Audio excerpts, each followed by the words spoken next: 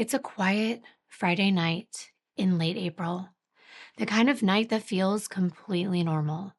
A 25-year-old woman is working alone at a gas station in Norton Shores, Michigan, and she has done this shift so many times before, and nothing about it felt dangerous. Customers come and go. She would smile, make small talk, ring them up like she always did, and at 10:52 p.m., she sells a lighter to a customer. And then everything changes.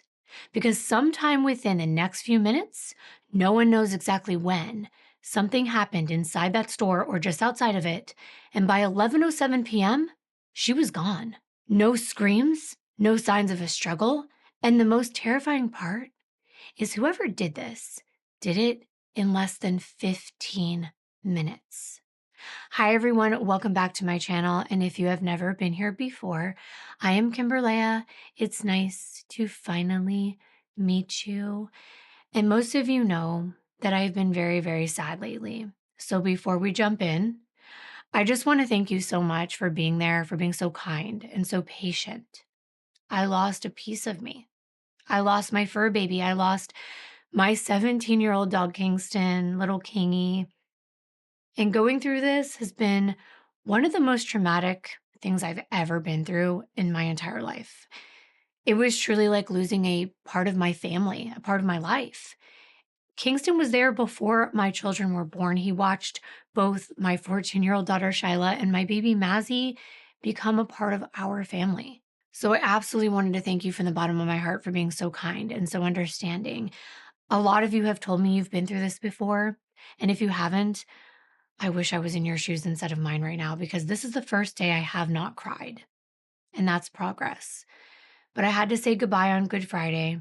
I chose that date because when I looked at the calendar and I saw the word good in front of a day that I knew was going to be the opposite of that, it made me feel just a little bit better, like I could look back on it and remember good things and not something bad.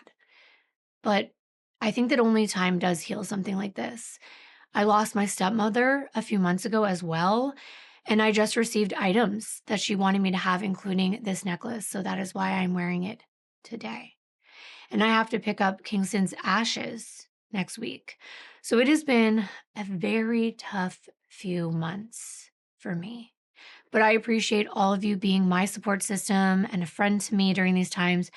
And I truly hope that I can be there for you as well, even if this is just a place for you to escape and come to listen to these stories. I did have to postpone my IVF session. That's going to happen either in May or now in June. So that is still on the horizon for us, which actually does bring me to my sponsor for today. I definitely have to thank them as well, because they help me do this for all of you and be here for all of you. They help make these videos possible. And John and I have been doing everything that we can to prepare to be the healthiest versions of ourselves, mentally and physically. And before we spend time and money on IVF, John wanted to quit vaping, and he has 100%. He quit a few months ago, actually. And it has been the best chain reaction because now a lot of his friends have been quitting as well. And that brings me to Fume, because Fume helped so much. If you have followed his journey in my other videos, Fume is a flavored air device. It's made for people trying to move away from vaping or smoking to replace the hand-to-mouth routine that cravings are tied to. Because one of the most hardest parts of quitting vaping isn't always just the nicotine, it's actually the habit, reaching for something. And when that craving hits, Fume is there. And there's no nicotine, no vapor, and no batteries. It gives your hands and mouth something else to do, which helps interrupt that routine before you fall back into it. And the flavors help as well.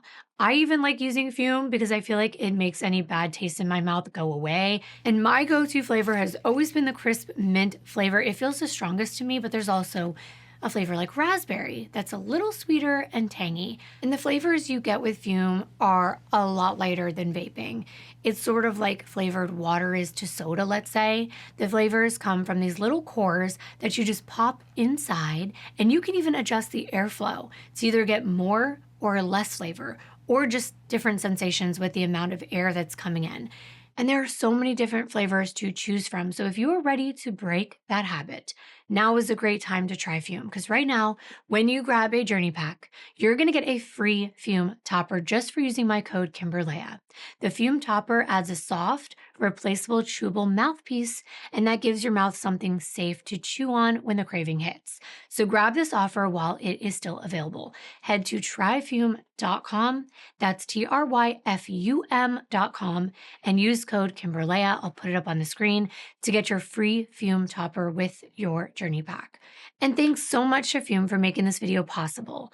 Now let's get back into the case for today. And this is a case that had stayed unsolved for years. And for a really long time, it felt like it was never going to be figured out because what happened to Jessica Heeringa did not make sense. She did not run away. She didn't leave anything behind that would suggest that she wanted to disappear. And she definitely didn't leave behind the one person who meant everything to her 3-year-old son. So let me bring you back to that night on April 26th of 2013. It was supposed to be completely routine. Jessica had picked up an extra shift that night at Exxon. It's a gas station, and this one's on East Sternberg Road in Norton Shores, Michigan. And this was something that Jessica did all the time to help ends meet. But somewhere between 10:52 p.m. and 11:07 p.m., Jessica disappeared. And when the police arrived, they found an unsettling scene because it wasn't chaotic. Everything looked normal, almost like she'd been in the middle of closing the store and just stepped away and didn't come back. Investigators started to piece everything together in those final moments. And it became clear that whatever happened to Jessica that night was fast. It was controlled, and it was very intentional. That was clear. But who did it? That was another story entirely. And as per usual, if you know how I like to start all of my cases, it's with the victim in mind, front and center, highlighting who they were and letting you get to know everything that I could find out about them. Because that's truly why we talk about these stories. Jessica Heeringa was born on July 16th of 1987 to her mother Shelley and her father Steve. And from the beginning, she grew up surrounded by family. She was the youngest of 3 girls. She had 2 older sisters, Samantha, who was only about a year older, and Angel, who was 7 years older when Jessica was born. The 3 Heeringa sisters were very close from the time they were little into adulthood. Jessica had blonde hair like her sisters and her mama and big blue eyes. And speaking of eyes, little Jessica, who everyone called Jess, had to wear glasses since she was only 2 years old, but she absolutely despised them. Her mother would wonder, where were they? And Jess would say she lost them. This is a 2-year-old. And I'm putting that in air quotes, lost them. And Shelley would be out raking the backyard, and she would rake up a pair of those pink little eyeglasses.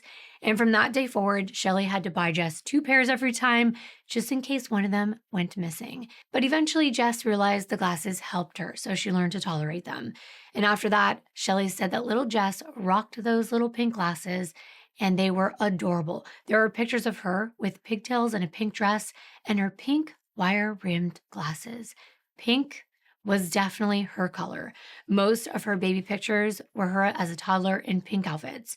Now, Jessica's parents did not remain together, so for most of her childhood, Jessica lived with her father in Sparta, Michigan, and this was a small town where she attended school. Eventually, she transitioned into homeschooling. Learning came very easily to her. She wasn't the kind of student who had to fight hard to get good grades or spend hours trying to understand something that everyone else would pick up. She would pick it up even faster. And by the time she was in 10th grade, she was already taking advanced classes in trigonometry. And that stood out, especially to the people closest to her, because Jessica had that kind of mind where she could absorb things without needing to try over and over again. She wasn't just smart, though. She was always into something, always trying to reach beyond her potential and be better. She wrote in her journals constantly, filling them with thoughts, dreams, plans for the future, and she could already picture herself doing what she wanted to do. Go to college. She also explored creative sides of herself too. She was interested in acting. And now these journals, they weren't just random thoughts scribbled down to pass time. They were actually a record of who she was and what she hoped for and the way her mind worked when no one was around. The people who loved Jessica described her as easygoing, free-spirited. She wasn't loud. She didn't need attention. She wasn't the kind of person who would force herself into a room and demand to be seen. But she was noticed anyway, because there was just something naturally warm about her, like the girl next door type of charm. But that did not mean that Jessica wasn't outgoing. She made friends easily, effortlessly. She could talk to people and connect quickly, and she saw the best in everyone she encountered. And that does matter later on, because it shapes how people saw her and how vulnerable she may have been to the wrong kind of attention. Her grandmother, Diane, had a name for her, Little Pixie Girl, and it fit, not in a childish way, but in the sense that Jessica carried this kind of whimsical, slightly unconventional energy around her. She had a lightness, a kindness. She, like I said, was a carefree spirit, and that made her memorable. Even her style reflected that side of her. Tie-dye was a regular part of her wardrobe, and as she got older, her personality began showing up in more permanent ways with tattoos. Each one of them felt personal to who Jessica was. On her left ankle, she had a musical note and a peace sign. On her back, she had a star. And on her left foot, she had those little sleepy Z's. And on her right calf, she had a sun and a moon. None of it was random. It was all personal. It matched the version of Jessica that people knew, creative, expressive, and a little dreamy and unique in a good way. But let me pause and tell you about where Jessica grew up. The place that shaped her was Norton Shores, Michigan. And in the 90s and early 2000s, it felt like the kind of place people moved to get away from a lot of things, including danger. It wasn't fast-paced. It was familiar. It was deeply rooted in routine and your neighbors. It was filled with modest homes, tree-lined streets, and families who lived there for decades. It wasn't unusual for people to, and you've heard this before, leave their doors unlocked. Not because they were careless, but because nothing had ever really happened there to make them feel like they needed to be careful.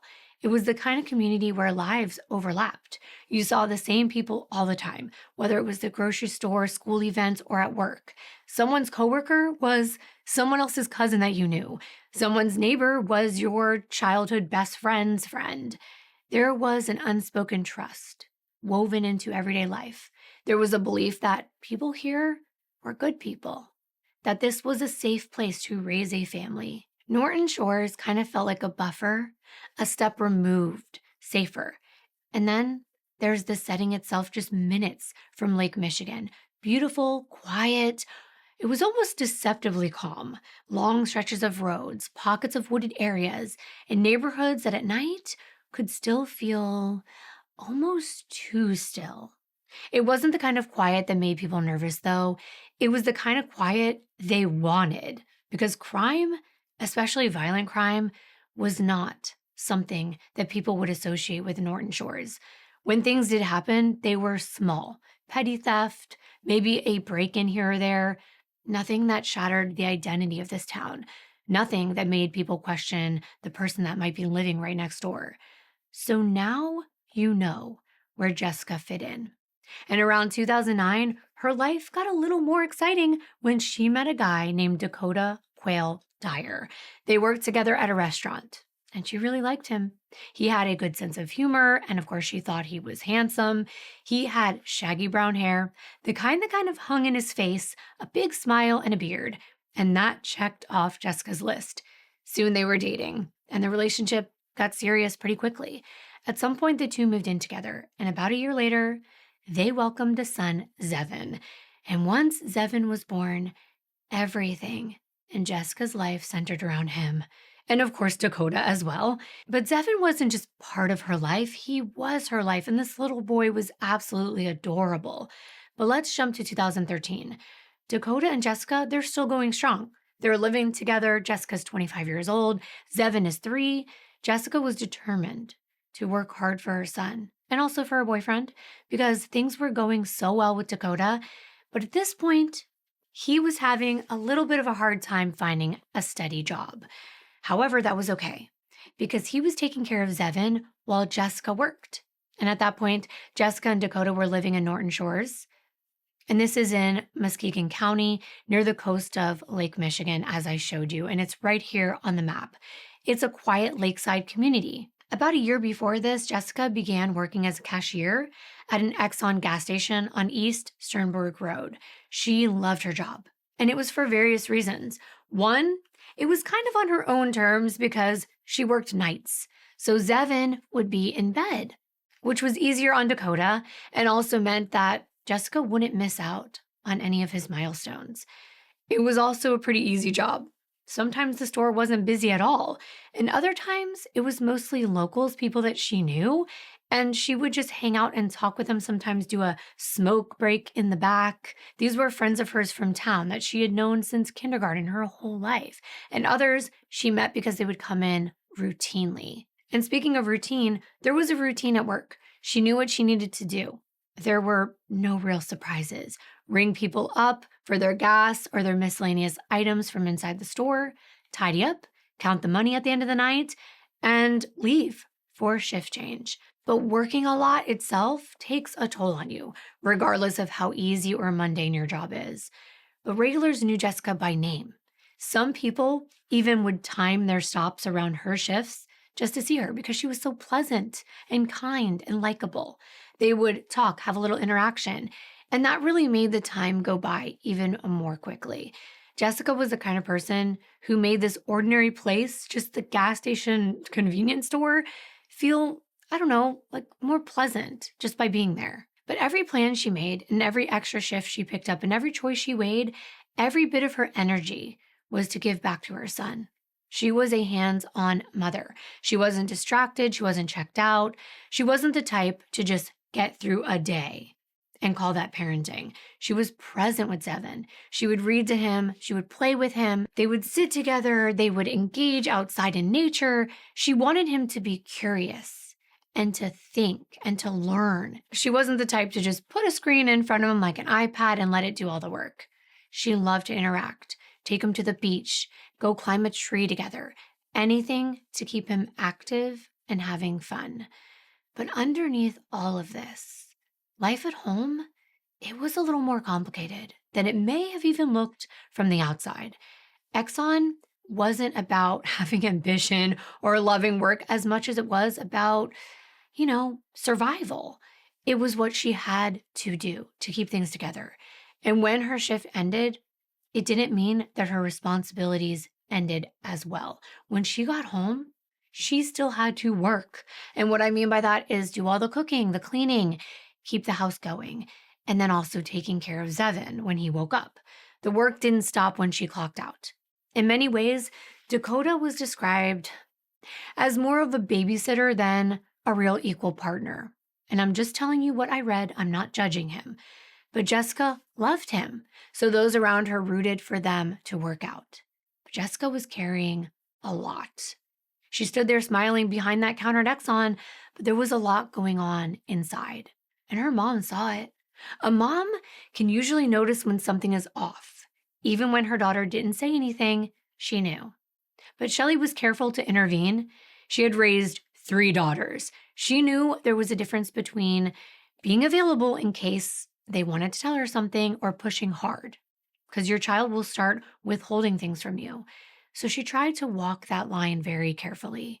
She wanted to stay close to Jessica, especially because she wanted to stay close to her grandson, Zevin. She didn't want to say the wrong thing and push her away and create distance.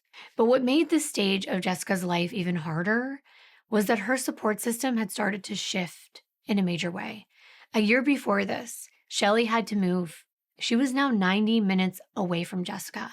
So not having her mom around, that was hard. And then in April of 2013, right before the night we're going to talk about, Jessica's sister Samantha, who had been her best friend, moved all the way to Florida. So Jessica and Samantha, they of course still kept in touch through text and calling each other. They talked all the time. But there's a real difference between hearing someone over the phone and actually having them close. There's a difference between call me anytime and, hey, can you show up and help me and sit with me? So she did lose that. The sadness was there, the strain was there, and the pressure was there. But Jessica kept a bright smile, especially in public, especially at work, like she always did. But the people who knew her best could feel it. But there were good times in between. For example, Dakota proposed during this time, and it was exciting. They were also going to be planning a wedding, but finances were still not secure. So, as much as Jessica was excited, it seemed like the feeling was more of nervousness and a lot more pressure. Something that did bring her a little relief is that they would go on family vacations. Every year, she got together with her mom and her sisters, and they would go to the coast of Lake Michigan. They would go early in the morning during the summer, bring enough food for lunch and dinner, and they would have fun in the sun the entire day until there was no sun left. But for now, those days would be when Jessica wasn't working, and she had a lot of goals. She was hoping to go back to school. She wanted to get an accounting degree. But for now, she was just focusing on one day at a time. So finally, let's jump to Friday, April 26th of 2013. It did truly feel like a normal work day for Jessica. She first spent time at home with Zevin and Dakota, and around 2 p.m., Dakota, and Zevin stopped at Aldi. They went to pick up some groceries, and it was an ordinary errand on an ordinary day. Nothing about it signaled what was going to come. And that really terrifies me the most, because you just don't know when everything will turn into a tragedy. But after going shopping, she dropped Dakota and Zevin off at Dakota's parents' house, and that was around 4:30 p.m. Then she arrived at Exxon to start her shift. Now, she had not originally been scheduled to work. So many times before, just like that night, she picked up an extra shift for more money. And like always, Dakota checked in with Jessica twice while she was working. Once at 8 p.m. and then again at 10 p.m. Nothing felt wrong at all. Jessica was happy. It was pretty slow that night, so Jessica told him she was going to start cleaning up and prepare to close the store. The operating hours were from 5 a.m. to 11:30 p.m., so Dakota was expecting her home soon. But just after 11 p.m., one of the regulars from Exxon, Craig Harpster, pulled up to one of the pumps. He always stopped to get gas at this specific Exxon after his shift was done across the street at an industrial facility. When he realized the pump wasn't activated, which needed to be done by the clerk, Craig walked inside the store. Now, I know that most of you know what the inside of a gas station convenience store looks like, but in case you don't, these consist of a variety of snacks, drinks, coffee machines, a restroom, as well as a back office for staff. It was a little eerie because there was Craig walking inside. He heard music faintly playing. The store is entirely empty. Cleaning supplies are out in the middle of an aisle, and there's no clerk in sight. He called out asking, "Hey, is anyone here?" And nobody answered. He walked down every aisle. He checked the bathroom. He even went inside the cooler and into the back office, where he saw a coat hanging up and a purse sitting next to it. He then made his way outside, and he walked the perimeter of the store as well. There wasn't any real sign that anything was wrong. But in his gut, he felt something wasn't right. So he called 911 at 11:15 p.m. Here's that call now. Miss Speaking 911, where's your emergency? I don't know if it's emergency. I just got work. I'm at the Exxon gas station on Sternberg Road, and there's nobody here. It's very suspicious why there's nobody here. Okay, so did you yell or anything, or? Yeah, I hollered, hey, walked around the building, but I don't see anybody, hon. I just, I'm concerned that nobody's heard or why. There was one part of that call that stuck with me. He said he was concerned. He just wanted to make sure no one's hurt and that they're alive. But his gut feeling was that strong, and it wasn't for nothing. He knew the employees who worked there. He knew Jessica, and that she usually closed up. He'd been there many times before at closing time, and it appeared the cashier had just vanished in the middle of counting the cash in the register because the drawer was still open, but the till was missing. That's that removable tray inside that holds all the cash, the coins, and the checks. Craig waited outside the store, and an officer arrived within minutes. And at first, the officer had a theory, and he shared it with Craig. He said maybe the cashier decided to leave early and they just forgot to lock the door. But Craig didn't think that made any sense. There wasn't much time left until the store closed at 11:30. He got there 11:07. Why would things be left behind? So the two of them searched the store together just to make sure that an employee wasn't, passed out somewhere, sleeping. Maybe there was another office door that Craig had overlooked. And meanwhile, the one officer calls dispatch. He lets them know what was going on, and the manager of that gas station, Sue Follett, was notified. She came down there right away. Sue was the one that noticed Jessica's Buick still parked right outside, and when she came into the store, it appeared as though Jessica had been in the middle of her nighttime routine. Not only that, she and the officer made their way into the back where Sue checked where they usually counted the money at the end of the night. And there was the till, still full of cash untouched. In the back room was Jessica's purse, as I mentioned, her ID, her wallet, and at least $400 in cash inside. Her car keys were there, her coat, and a pack of cigarettes. Nearby, a garbage can and a dustpan had been left out, positioned like she was in the middle of using them, taking care of the small tasks she had to do at the end of the night. There's just no way she would leave. Sue knew that. Officers asked Sue if there's anyone that she could call just to check if Jessica left. Maybe she left with a friend, left with her fiancé. So Sue calls Dakota, and she gives the officers Dakota's name. They're able to get in touch with him, and he said he expected her home at least by 11:30 at the latest, and he hadn't seen her. The last thing she told him was that she was closing the store early, which, by the way, they were allowed to do. If it was a really slow night, sometimes they wouldn't stay open all the way to 11:30. They would close a little early at 11. The officer asked if Jessica had said anything out of the ordinary or if maybe Dakota had heard another person's voice in the background when he was on the phone with her, and he said no. Dakota then hurries over there to meet with officers. Since Jessica had driven their car, it was the only one that they owned, he had to call his parents, first of all to watch Zevin, but also to give him a ride over there.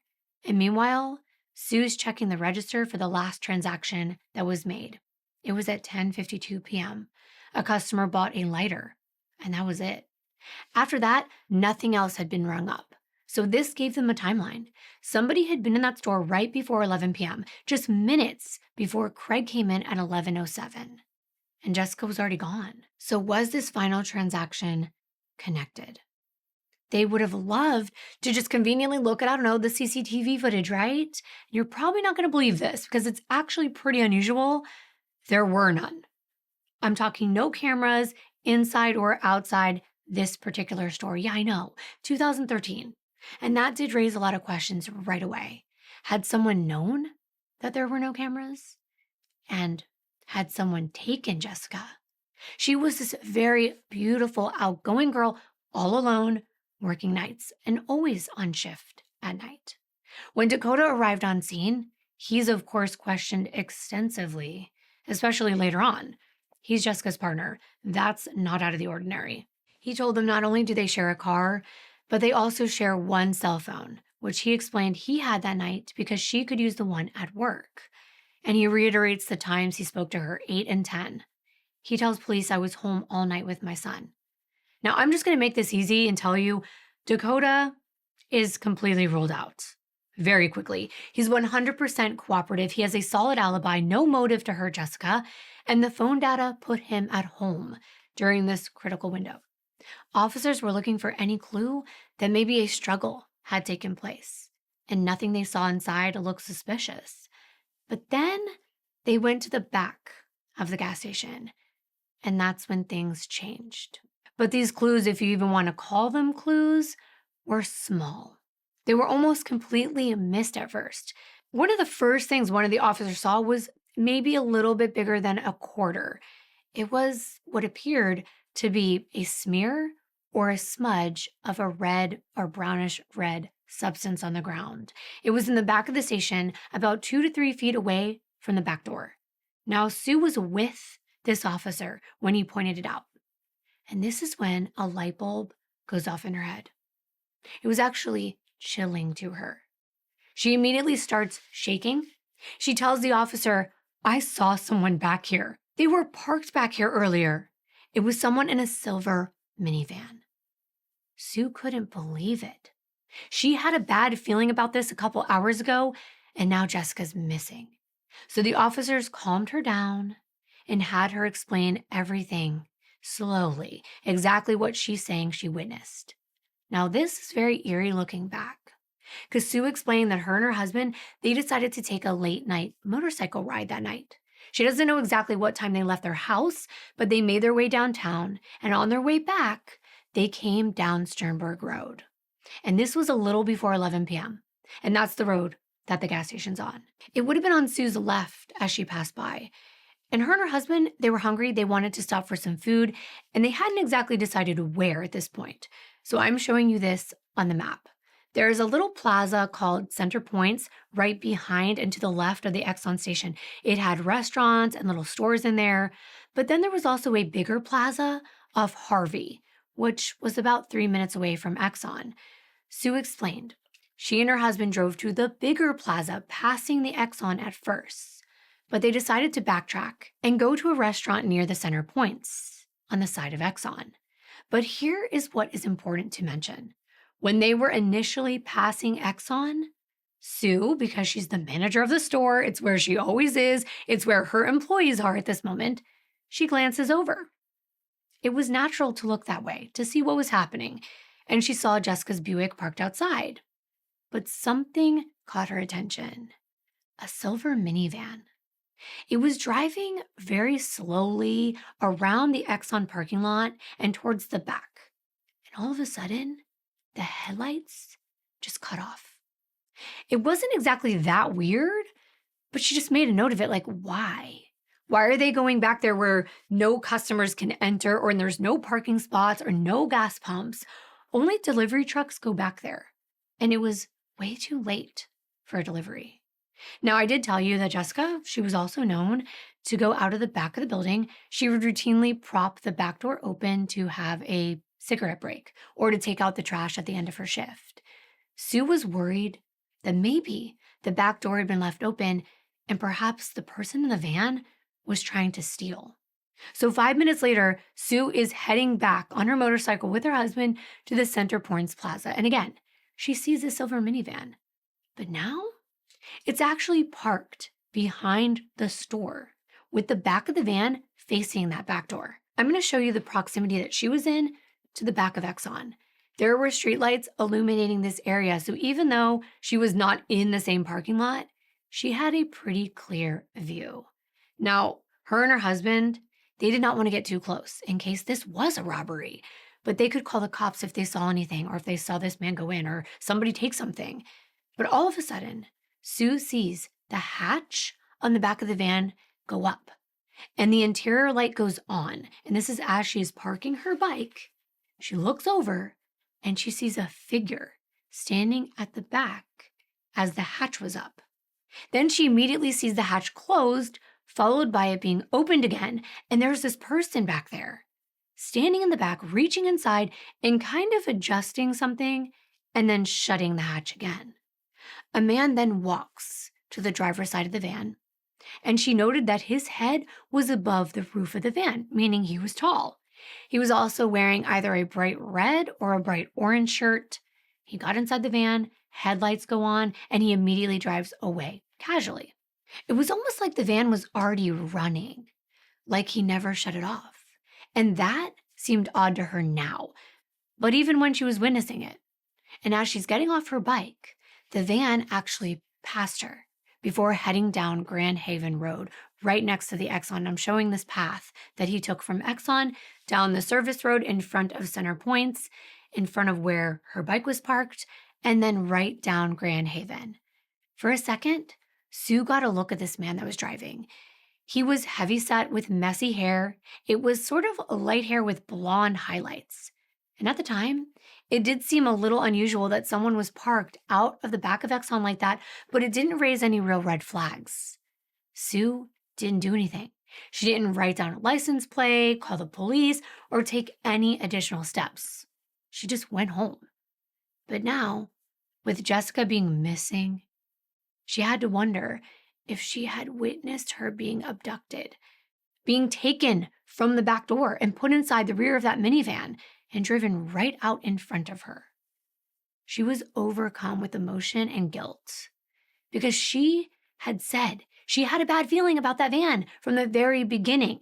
She even told her husband when they stopped at that plaza 3 minutes away, they needed to go back, that she just had to, that she didn't know why. And he relayed all of this to cops as well.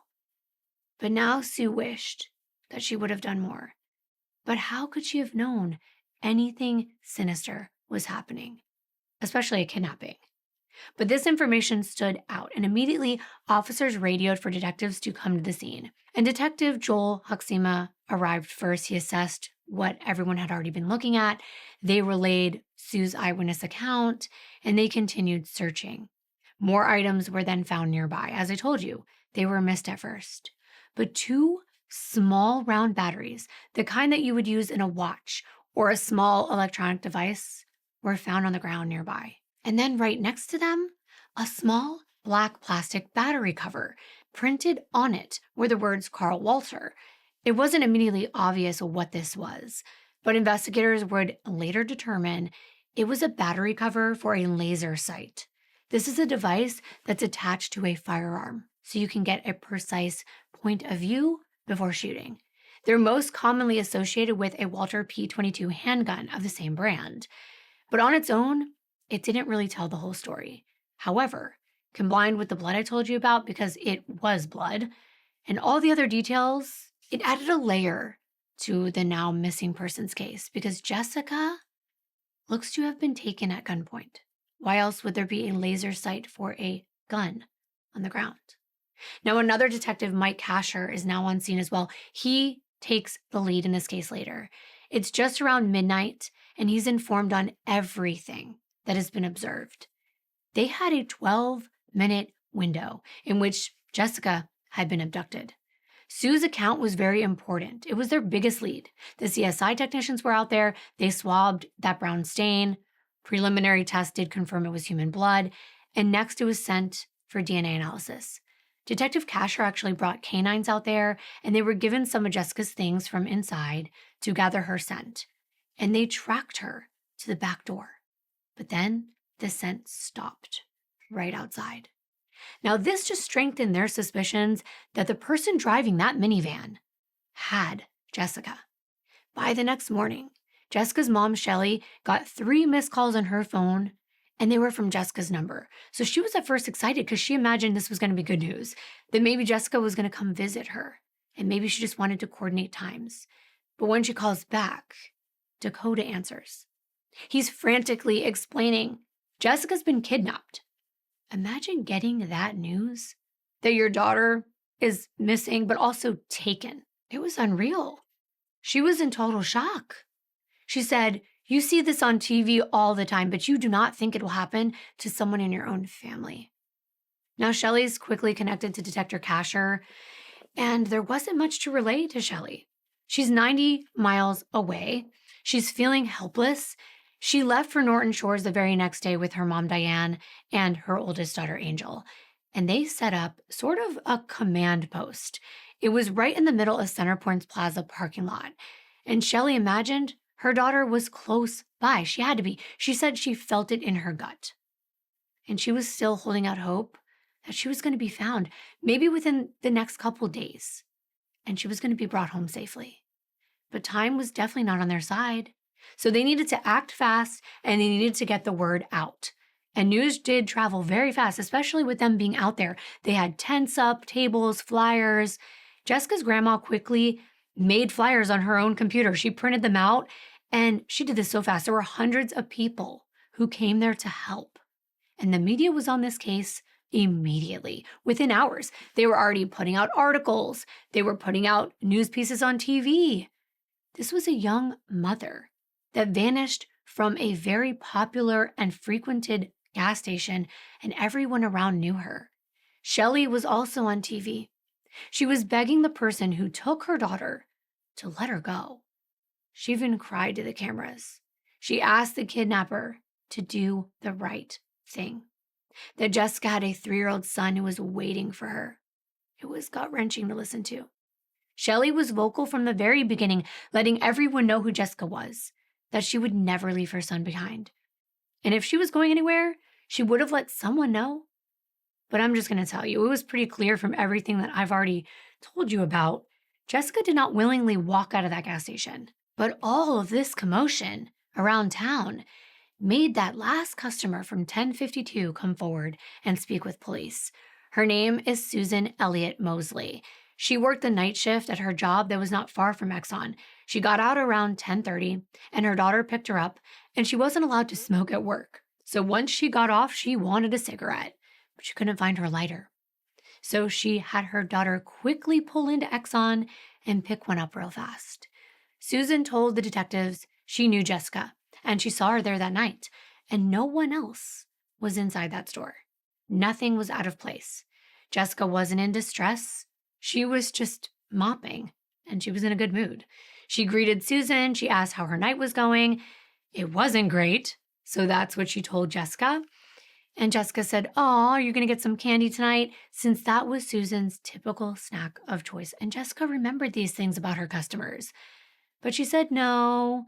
Instead, Susan met Jessica right at the counter and bought a lighter. And that was it. She was in and out so fast. There wasn't much time for her to even observe much of anything. She was probably in and out in less than 5 minutes. When asked if she saw any other cars in the parking lot, she said she saw one small sedan pulling out from a pump, and that was it. It wasn't a silver minivan. Now, officers were not giving the media any information at this point that they thought an abduction had taken place. They were still classifying Jessica as a missing person because they were still working on establishing evidence and leads. But within just days, that changed. The story exploded. It was bad enough that a young, beautiful mom went missing in a small town. But it's quite another thing when you hear they were taken. It put people on high alert because in the beginning they thought that there was a chance that maybe Jessica walked away. Maybe she was stressed. Maybe she just needed some time. But there was no way. And when Dakota was questioned by the media, they asked him whether Jessica had ever told him that she was afraid when she was working alone. He said no. She loved her job. Did Jessica ever express concerns about feeling unsafe at work? Never, not once. She liked working there. However, Jessica's mom felt differently. She mentioned to her daughter that she didn't like that she worked night shifts, especially when she was all alone. But as she told the media, when you're young, you think you're invincible. And Jessica would tell her mom, "Don't worry, I'm fine." And she probably thought she was. And she should have been fine. This quickly became national news, though. They interviewed Craig, the man that called 911. He talked about his gut feeling that something wasn't right. Tell us what it was like when you walked into that store. Well, first I attempted to purchase gas with the pay inside. Nothing, the clerk has to activate that. The lights were on and everything, and it seemed normal, but we went inside and hollered, "Hey, is anybody in here? What's up?" And walked around, as in looked in the bathroom. Very concerned. I seen purse there, cigarettes, her coat in the back. And we frequent this store probably 3 to 4 times a week after work. Okay. By the time I walked around, I went around the building. I went inside the cooler looking for something, anything. And when I came out, it was like a gut feeling something bad happened. So I planned the worst, to see something bad that I didn't want to see, but thank goodness I didn't. I pray that she gets home safely, but knowing her as in frequenting here, she was always cleaning at the end of the shift because we work right down the road, and there's just a small timeline between the time that they're open till the closing. And then there were search parties that were put together. They were passing out flyers all over town. It had 2 pictures of Jessica, one of her wearing her glasses and one where she wasn't. It had her name, her age, 25, her height, 5'1", her weight, 110 pounds, and blonde hair with blue eyes. The flyer explained that she had gone missing from her job at Exxon on Sternberg Road and that she was taken on Friday night, April 26th of 2013, between 11 p.m. and 11:15. A Facebook page was even made, and the family was hoping to spread the story even further. The page was called Find Jessica Heeringa, and it had over 30,000 followers in no time at all. So many people wanted to help. Stores were putting up her flyers in their windows. They were handing them to their own customers. There were also flyers online that explained she may have been wearing a blue collared shirt with Sternberg Exxon printed on it. They even had a picture of her in it. And that was circulated. Dakota let them know that underneath, she was wearing a black tank top, and she had on a pair of blue jeans and high-heeled boots. The only lead they really had at this moment, though, was a silver minivan. And speaking of that lead, it was true. There were no cameras at the Exxon station, but right away, detectives are scouring this entire area because there were a lot of businesses nearby. They were hoping that a camera somewhere along one of these roads captured the same minivan around the same time, the time it either came to the station or the time that it left. Now, at the same time, detectives were sitting down with Sue and her husband, Eric. Remember them? Riding their motorcycles. Law enforcement had a sketch artist create a composite of what they believed this man in the van looked like. And both Sue and Eric had the same account of this silver minivan and its movements that night. They both saw it, and they both saw this man. They said the man's hair stood out. It was parted directly down the middle. It was messy, and it was a little longer in front, a little shaggy, with distinctive blonde highlights. Bleached, not natural. And as for his face, Sue said she only saw him a few seconds, but he looked right at her. And she was able to somehow recall the shape and the size of his eyes, the way they almost were like a little too close together, the way his lips were shaped, the type of nose he had. He wasn't this monstrous or evil-looking man. He looked unremarkably normal. Sue estimated that his height had to be about 6 feet because of how high he was sitting in the minivan and also when he got out of it where his head was. His weight, she said, probably 200 pounds from the way his body took up space inside. From these details, a picture emerged. And when I tell you, and I usually don't, it ended up looking so much like him. It was chilling because of how distinct some of these features were. But there's a difference between knowing that the sketch looks like the man who took Jessica and actually matching the sketch to an actual person out there. That's a whole other story. It had only been a couple days, and the investigators already had somewhat of a theory. They did not believe that this was some kind of crime of opportunity, meaning that some random stranger pulled into the gas station, saw this beautiful girl alone, and decided to snatch her. No. They believe that either somebody outside that door made Jessica believe they needed help, and they tricked her, or this was someone familiar with this store, someone who already knew Jessica, who knew that she would be vulnerable, that knew that there were no cameras there. They knew where to park, where the doors were, and they struck just before closing time. Jessica's case was the largest missing persons case in Muskegon County. There were 25 law enforcement officials. They were on patrol. They were doing air searches. And by Saturday morning, even detectives from multiple law enforcement agencies were out there. Even Michigan State Police had joined the investigation. Hundreds of people were gathering for a candlelight vigil as well. And the way this came together was absolutely amazing.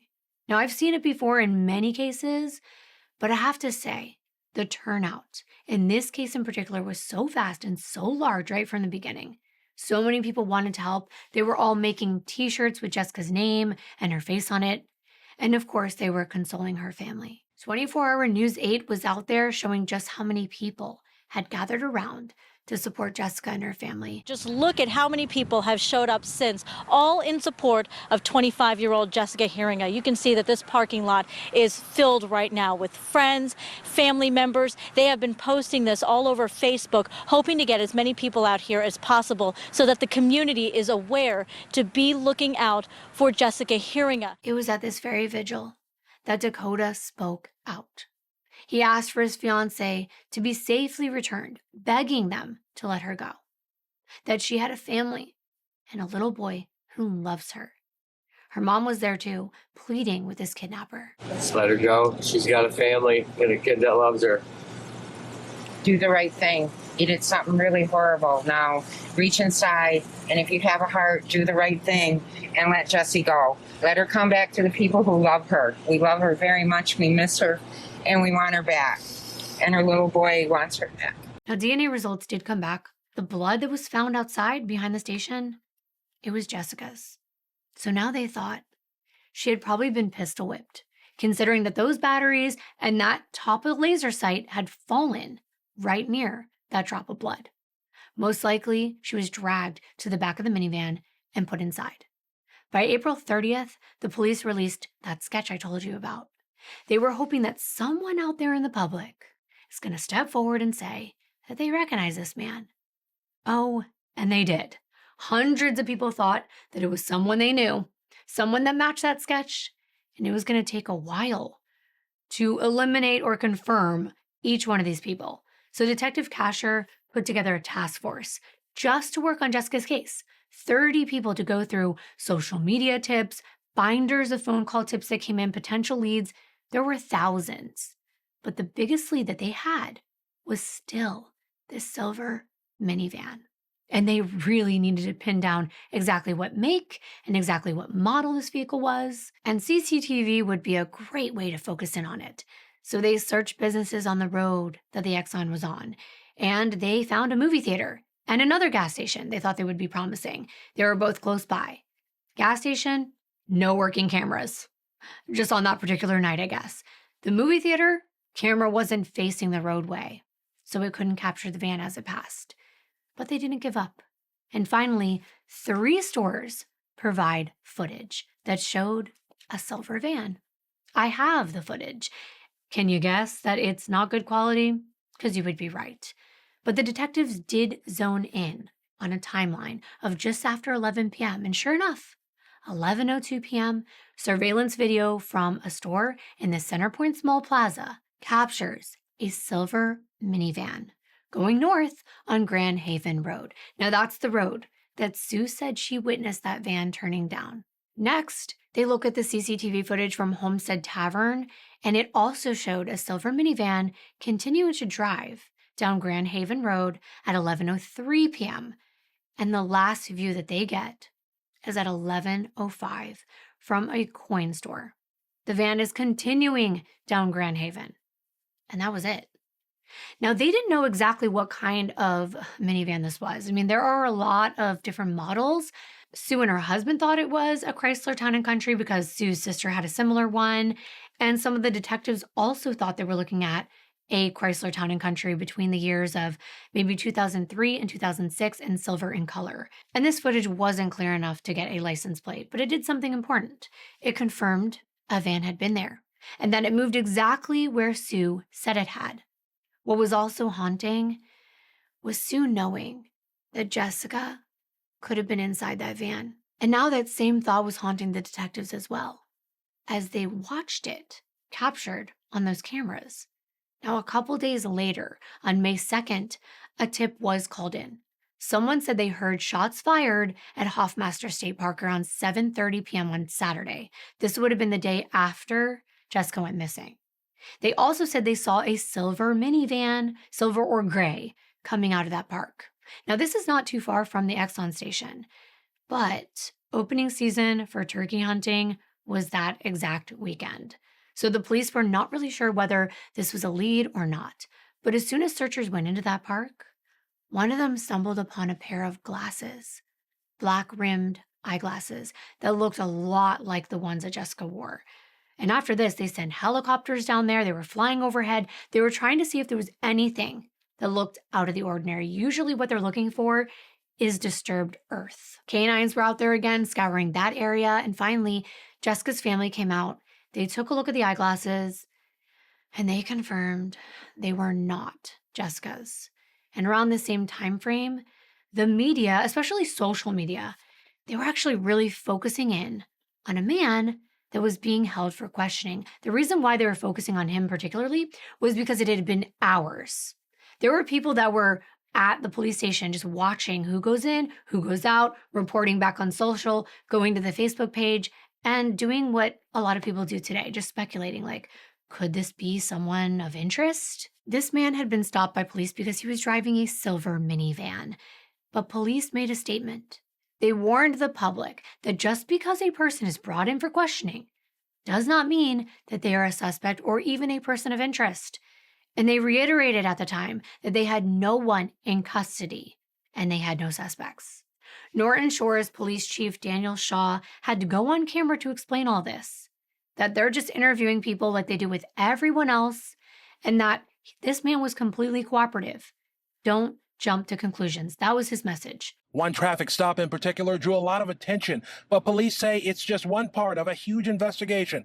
They're questioning the man like they have with many others. We are still questioning him. He is cooperating with the investigators and providing the information. But some have implied that this development is bigger than many others, the chief says. But he says not only is that false, it's hurtful in a situation that's already bad enough. They hear the media reports about, we found something or we're talking to somebody, and it gets their hopes up. Persons of interest being talked to should not be taken as breaks in the case, the chief says. As you heard the chief say, it just brings false hope to the family members.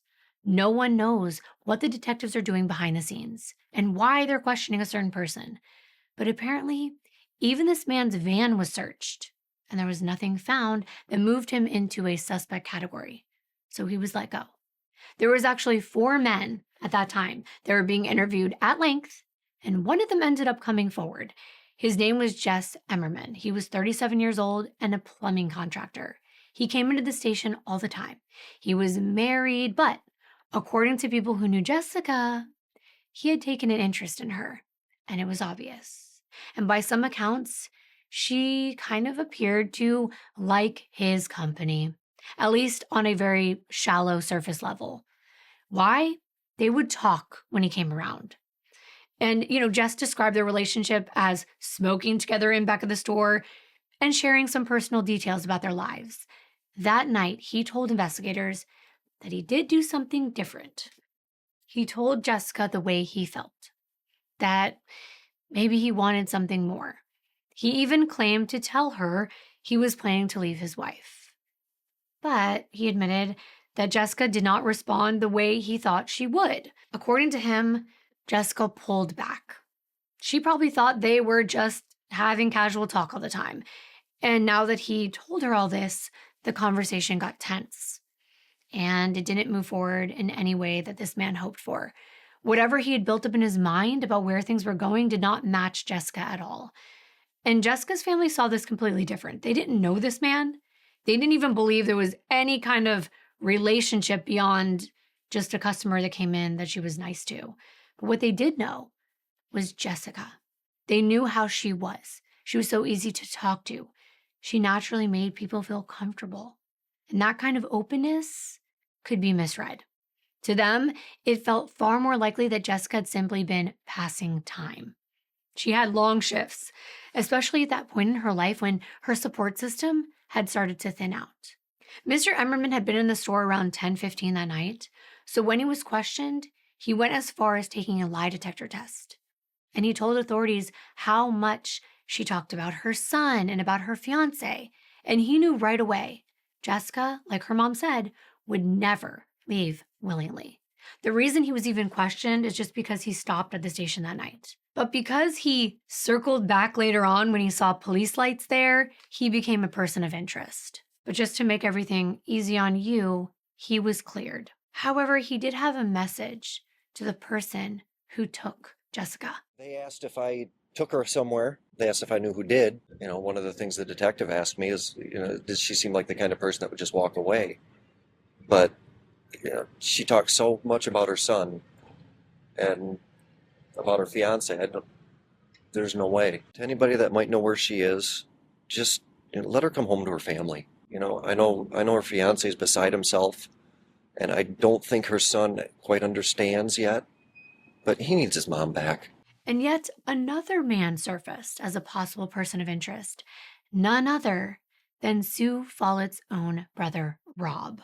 Now remember, Sue was the eyewitness on the motorcycle and the manager of Exxon, and this complicated things. She was the one that had seen that silver minivan. But now people were wondering, had she possibly made that up? Maybe to protect her own brother? And that's what detectives thought. They thought that could have happened. So they had to investigate every lead. And this one led them to information about Rob and Jessica being more than friends. It's true. They dated right before her and Dakota. And as I told you, silver minivan was in the family. But at that point, it was being used out of town with his parents. I want you to take a listen to this clip. This is Rob and Sue's father talking about the media and what he called harassment. Oh, they just kept calling him in. At one time, I guess he was the number one suspect.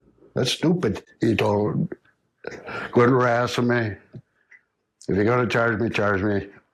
Or if you keep harassing me, you talk to my lawyer from now on. They said, well, that's what we wanted to hear, so they never bothered him again. He told anyone that would listen that Sue just cared about Jessica and wanted to help find her. Nothing more. No ill intent at all. Jessica apparently had a lot of admirers. And behind the scenes, none of them were ever really ruled completely out.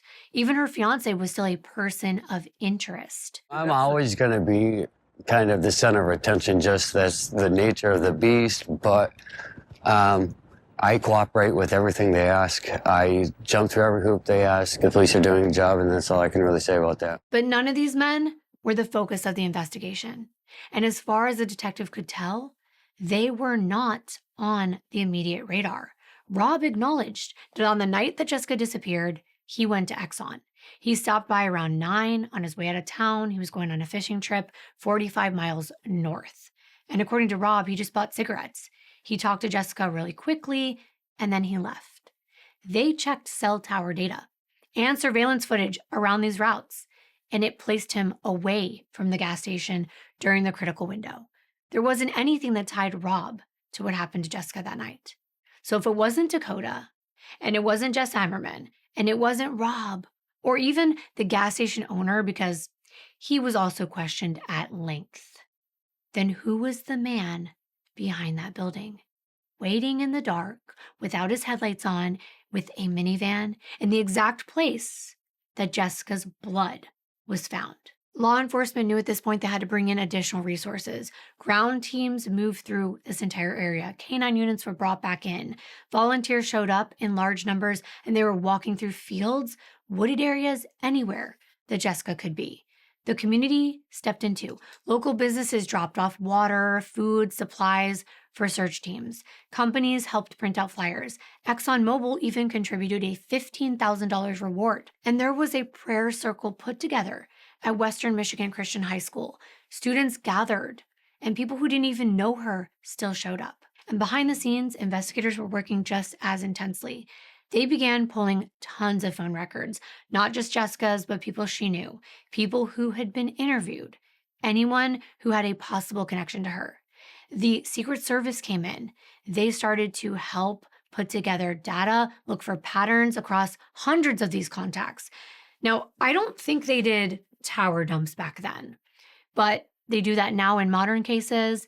This was not that long ago, but I think back then, all they would do is single out particular people in their data, because now you can find out every single phone that was active in a certain vicinity when a crime took place. But they ran the description of the minivan, because that's the biggest lead. They ran it through the DMV, and it returned about 15,000 matches in Michigan alone. And that was way too many.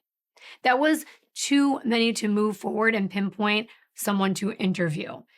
Days then turned into weeks. And instead of good news, there were people taking advantage of what happened to Jessica. Because unfortunately, as this case stayed in the public, it also attracted opportunists. On May 17th, police were alerted that there was at least one instance of fraud connected to Jessica's disappearance. There was a woman who was trying to collect money at a Walmart, claiming they were donations for Jessica's son. This woman didn't even know this family. She was 56-year-old Joanne Vaughn, even though in the beginning she denied all the accusations. But this situation just highlighted how quickly a tragedy can be twisted for people who have bad intentions. By the end of August, though, this woman was actually arrested, and she pleaded guilty. and she received a jail sentence. But between those months, the investigation had slowed down. I mean, that became news in this case. The woman who had tried to steal money because Jessica disappeared. It didn't feel like much was happening until a case out of Ohio. A case that ended up giving Jessica's family hope that maybe she was taken, but still alive, and somehow she would come home safely. And that was the case of Ariel Castro, the kidnapping of Amanda Berry, Gina DeJesus, and Michelle Knight. Amanda escaped this house of horrors where she was being held captive. She had been gone for 10 years. And those other two women I mentioned had also been missing for years. All three of them had been taken at separate points in the early 2000s, and for years, their family was searching for them and waiting and grieving and thinking that they had been killed. And all that time, they were just miles away from where they disappeared, hidden in plain sight. Amanda had even given birth during this time she was captive, and she was raising a child inside the walls of that house. When the story broke, it spread everywhere. Of course it did. It was shocking. It was overwhelming. But for families like Jessica, it meant something positive. It meant hope. Because suddenly there was proof. There was real undeniable proof someone can be taken and still be alive years later. It meant that disappearing didn't always mean an immediate ending. Jessica's family had been living in that space of unknowing for so long. They were trying to balance fear with hope, and they didn't have anything to hold on to. But seeing those women found after so long meant that it was a possibility that it could happen. But the search was still on. And soon rumors started to swirl as well on Facebook, on that page I told you about that was dedicated to finding Jessica, a space where people didn't just share memories of her or support her family, but also shared theories. Information that wasn't always accurate. Does it sound familiar? It spread so quickly, just as fast as facts would. And this time, it was about Jessica's journals. Her mom, Shelley, had assumed that Dakota had turned over all her daughter's writings, that they had been evidence from the beginning. But in a casual update with detectives, she asked about the journals and they had no idea what she was talking about. So Shelley immediately wanted them collected from Dakota. And when he was asked about them, he did seem hesitant. It did take some pressure being put on him before he handed them over. And it became clear once detectives began digging through their pages why he might have been hesitant. The journals definitely painted a very different picture of Jessica and Dakota's relationship. In her own words, Jessica described feeling controlled, especially when it came to money. Even though she was the one earning it, she wrote about how she felt like things were being limited, her friendships, access to the car, and even how she had to share a cell phone. In her point of view, it went beyond being practical. And there were repeated mentions of Dakota wanting to know where she was at all times and not wanting her to go anywhere without him. He didn't even want her on social media. There was one entry that described a moment where Dakota actually pinned her down, something that affected her even more because their little child, Zevin, had walked in and watched it. This was something that stayed with Jessica. And of course, when Dakota was confronted with this information, by the way, I know he's been ruled out, but there are cases where you don't have to be there when someone is taken. Other people can be involved in a situation where they're helping someone commit a crime. Dakota did admit he could be controlling, but he denied ever hurting Jessica. And he definitely said he had nothing to do with her disappearance. The truth was, Jessica, like many young people, had dabbled in substances, and above all else, Dakota just wanted to try to keep her on the straight and narrow, to keep her safe, to keep her level-headed. He actually did move into a person of interest. They kept looking back at him, closely revisiting his timeline, checking and rechecking his alibi, anything that could confirm anything through phone data where he was, just to see if something maybe could have been planned. But based on what they found, he wasn't involved directly or indirectly in planning or coordinating anything. Dakota was always cooperative, and as a matter of fact, he spoke out regularly to the media. I read one article that actually made me really sad. Sad for him and sad for their son. Dakota explained that he kept every newspaper article about Jessica's case for a scrapbook that he was making for his son. He said he was hoping to use that scrapbook as a way to explain to this little boy what happened to his mom when he was old enough to understand. But why she went away, why she was taken, that remained a mystery. And it was heartbreaking. It had been several months, and he even said that he was trying to hang in there, that he was pretty distraught, and it was getting harder on him, talking about the 3-year-old. Dakota said that even though they're still holding on to hope that Jessica will be returned safely, it's becoming harder to stay positive. He said, I always say I feel like she's coming home, but it's been 6 months now. I didn't think it would be this long. At this point, he was focused on working as hard as he could, raising their son, and luckily both of their parents were helping. All they wanted was answers. But he admitted right now he was preparing for the worst. And he had been from day one. That's just what you do. You had to expect the worst, especially because the police had told them that the odds were not in their favor. The longer time went by, the less likely there was going to be a successful outcome. Those were Chief Dan Shaw's words. And as a year approached, it only got more frustrating for everyone who loved Jessica. Shelley spoke to a reporter about the pain she felt and how she would never stop looking for her daughter. And she won't believe that she's dead unless there's proof. I wake up, and if you can sleep at night, I am thinking about my daughter. I'm thinking about what she's going through, if she is alive. It's like I said, I will never believe she's not until I am shown that. I will never believe that. Shelley herself had been carrying out her own investigation. She went to different locations. She even talked to psychics. But she made it clear she wasn't looking for Jessica's body. She was looking for clues that she was alive. We don't search to find a body. We never do that. And I will never do that. Yeah. We search to find her alive. And sadly, little Zevin even appeared on this broadcast as well.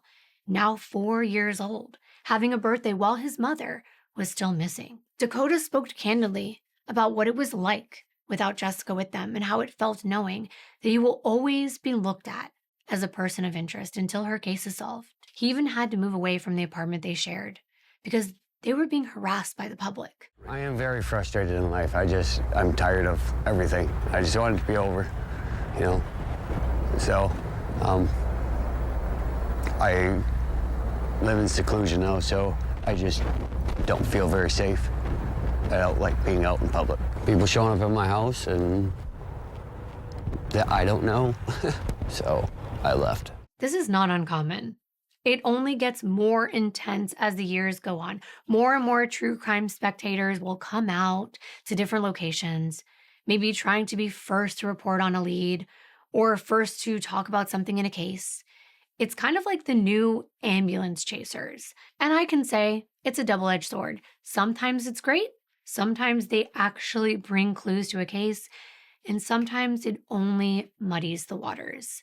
But without any viable leads, Jessica's family had to hire their own private investigator, especially because Shelley had wanted the Norton Shores Police Department to transfer this case to the state police. But they refused. They said that the Michigan State Police had the same resources that they had, and they were doing everything that any other department would do. To me, it sounded like ego talking more than anything else. So it wouldn't change anything? It wouldn't change anything. It doesn't matter what police department's name is at the top of that investigative report. We still are left without certain information that we need to solve the case. A whole year, and nothing new had surfaced.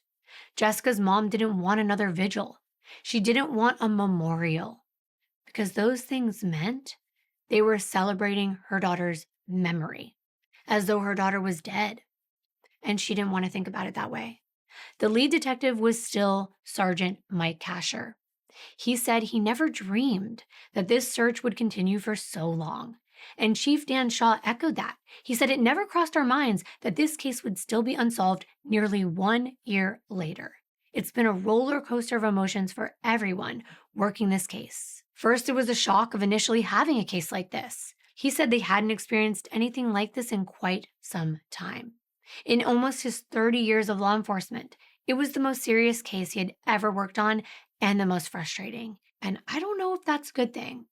He was still looking for that piece of the puzzle that would complete what they needed to solve this case. Unfortunately, it would not come together before another woman went missing. Except she was found before anyone even knew she was in trouble. It was Sunday, June 29th of 2014. A couple was driving down a road called Automobile Road in Muskegon County, and it wasn't even late at night.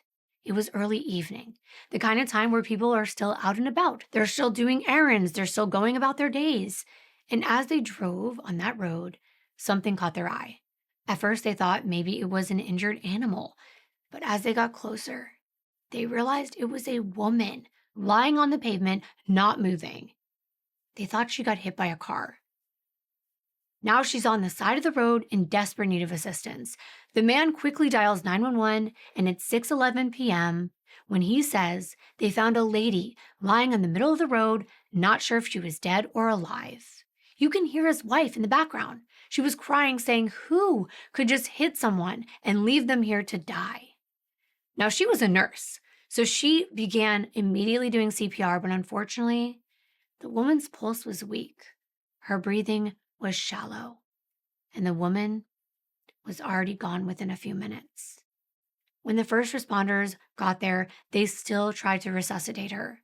They were trying to render aid, but then they realized there was a shell casing on that road. This woman had been shot in the head. Not only that, it had been noted that when the couple first arrived, her clothing was disheveled. Her shirt was up and her bottoms were down slightly. It appeared that this woman was on a run before she was attacked. She had a pair of headphones, a cell phone, and an armband, and she was wearing the type of clothing for jogging. Now she's lying on the road.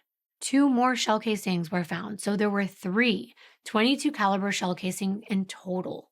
Shell casings that formed a path from the middle of the road to where her body was found.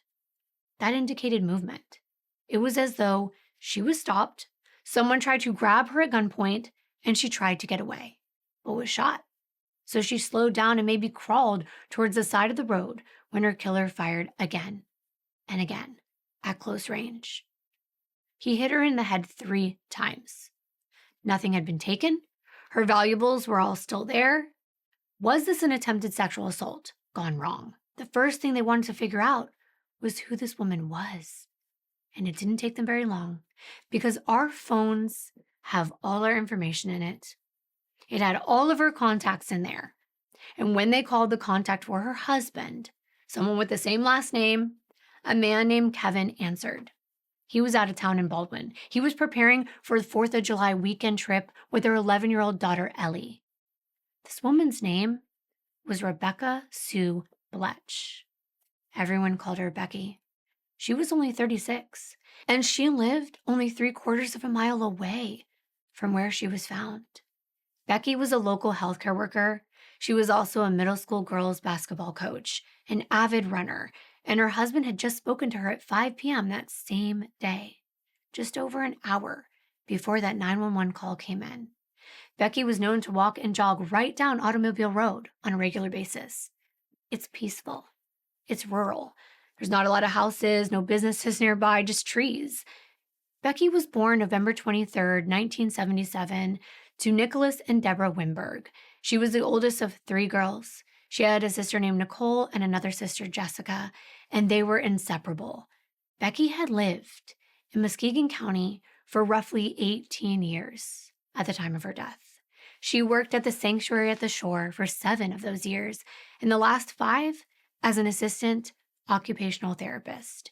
Everyone who knew Becky, whether it was a neighbor, a friend, or someone in her family knew, she was always happy, with a big smile on her face, completely friendly and outgoing. She was fun to be around and beautiful, with long dark brown hair and dark brown eyes and olive skin. She was athletic and active, and her sister Jessica said when she walked in the room, everyone's eyes would be on her. But her favorite thing was being a mom. Becky was involved. She was the type of mom who didn't miss an event, who showed up and was present, enjoying every moment. She and her daughter Ellie spent a lot of time together, whether it was on a walk, a hike, or on a vacation. And at work, she was known to bring her therapy dog Oreo to the nursing home, something that meant as much to the residents as it did to her. And sadly, Becky's sister Jessica saw a Facebook post that a woman had been killed on Automobile Road, and it shocked her, since she knew that was where Becky jogged. She called Becky over and over again and didn't get an answer. So she called Becky's young daughter, Ellie. She said Daddy was talking to the police. And that's when Jessica knew it was her sister. And poor Ellie had to hear the news about what happened to her mom from her grandma. They were on the trip, visiting out of town. It was absolutely devastating. And then back at the crime scene, there was something the detectives were taking notice of. Her phone that was inside that armband, and her sunglasses, and her earbuds. They were all placed in a pile on one side of the road, and her body was on the other side. This solidified their early theory that she was trying to get away from someone who possibly stopped her, told her to put everything down, especially her phone, so she couldn't call for help, so she did. But then she tried to run. This was quick, and it was violent. When experts examined those shell casings, they concluded they were .22 caliber CCI brand. And I would not be telling you all this if it wasn't important. This case is related to Jessica Heeringa's, but no one would have guessed that. The crimes were so different. One is a missing persons case. Jessica has not been found. And this other one is a woman jogging who's shot to death right out in the open. But the casings, they showed characteristics that were consistent with being fired from a gun similar to a Walter .22 pistol. And remember the laser sight in the batteries? That cover left behind at the station? That was the same style gun. But it's not going to be enough at this time for a connection. Not yet. Instead, they're looking at Becky's husband, Kevin. And I'm just going to tell you right now, this man's completely innocent. He's ruled out. Her family was like, why are you wasting your time? But Kevin understood why. People are going to look at him first.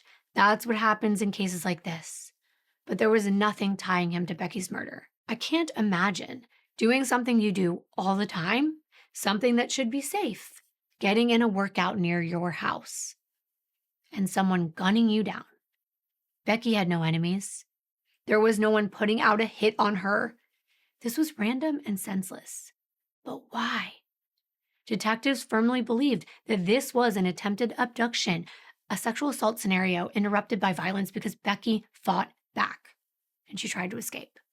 Now, this area was 16 miles away. It was north of the Exxon station. But again, at the time, no connections being made. I'm just letting you know that information. I mean, it was pretty far, so I can see why this was considered an unfortunate and isolated incident. Until 2 years later, another day on April again. This was April 16th of 2016. It was a Saturday morning, and it was absolutely frightening how close this poor girl came to being killed. Yes, to being killed, because that was what this monster did. That was his pattern. He would take them, violate them, and murder them. Her name was Madison Nygaard. She was only 16 years old. A pretty young girl with long red hair and green eyes walking alone down a rural road. Madison had been with a group of friends the night before, and the next morning she began walking back to her house, which she didn't believe was that far at first.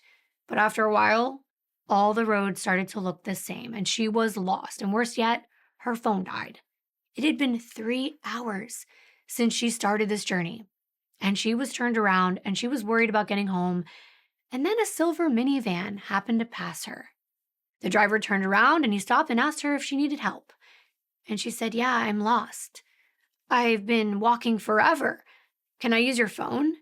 He told her, yeah, sure, sit down, rest, come in the passenger seat. And she could borrow his cell. To Madison, this man didn't look threatening. He seemed friendly and helpful. But the red flags went up fast as soon as she got inside. The man quickly locked the doors. He rolled up the window that he had been talking to her through on the passenger side, and he turned to her and said, I'm sorry, my phone's dead. At that moment, Madison's heart began racing. She knew she was in trouble. Her gut told her that this man, he had bad intentions, and she needed to get out of that van as fast as possible. So she started to scream. She started to tell him to stop and let her go. But instead, he pulls out a gun and he points it at her. And he just drove faster. And this brave young woman didn't hesitate. She grabbed that door, she unlocked the lock, and she jumped from that moving van at a very high speed. To her shock, the man stops the van. He gets out and he says, "It's a joke. Come on, come back." But she knew better. She got to her feet and she began to run. And he started shooting at her. So she ran as fast as she could to get away. And she was screaming, "Please don't kill me. Please, I have family." She ran to the first house that she saw. It was Pam Schmidt's home. And Pam just happened to be outside on her front porch drinking a cup of coffee when she heard a male and a female's voice. They were yelling. And not too long afterward, she sees a bloody teenager running barefooted towards her, screaming, "He's got a gun! Help me!" Pam quickly opened her front door. She let that young girl inside, and she was hysterically crying. She was bleeding. She could hardly catch her breath. And Pam had no idea what was happening. She took this poor girl to the bedroom. She sat her down. She was trying to crawl underneath the bed to hide. That's how scared she was. Pam grabbed her phone. She called 911, and Pam put Madison on the phone. She explained everything that I just told you to a dispatcher, that this man in a silver minivan was trying to kidnap and kill her, but she managed to get away. He chased me. He was chasing me. Where was he chasing you? To his house. And you don't know where he went? No. Madison was transported to the nearest hospital for injuries. She had bad road burns all over her body from hitting that pavement at that high speed. But meanwhile, officers were out there on Green Creek Road looking for evidence. This was only 9 minutes from where Becky Bletch was killed 2 years before. Another similar rural road, another female walking alone, another silver van related to a crime in this small town.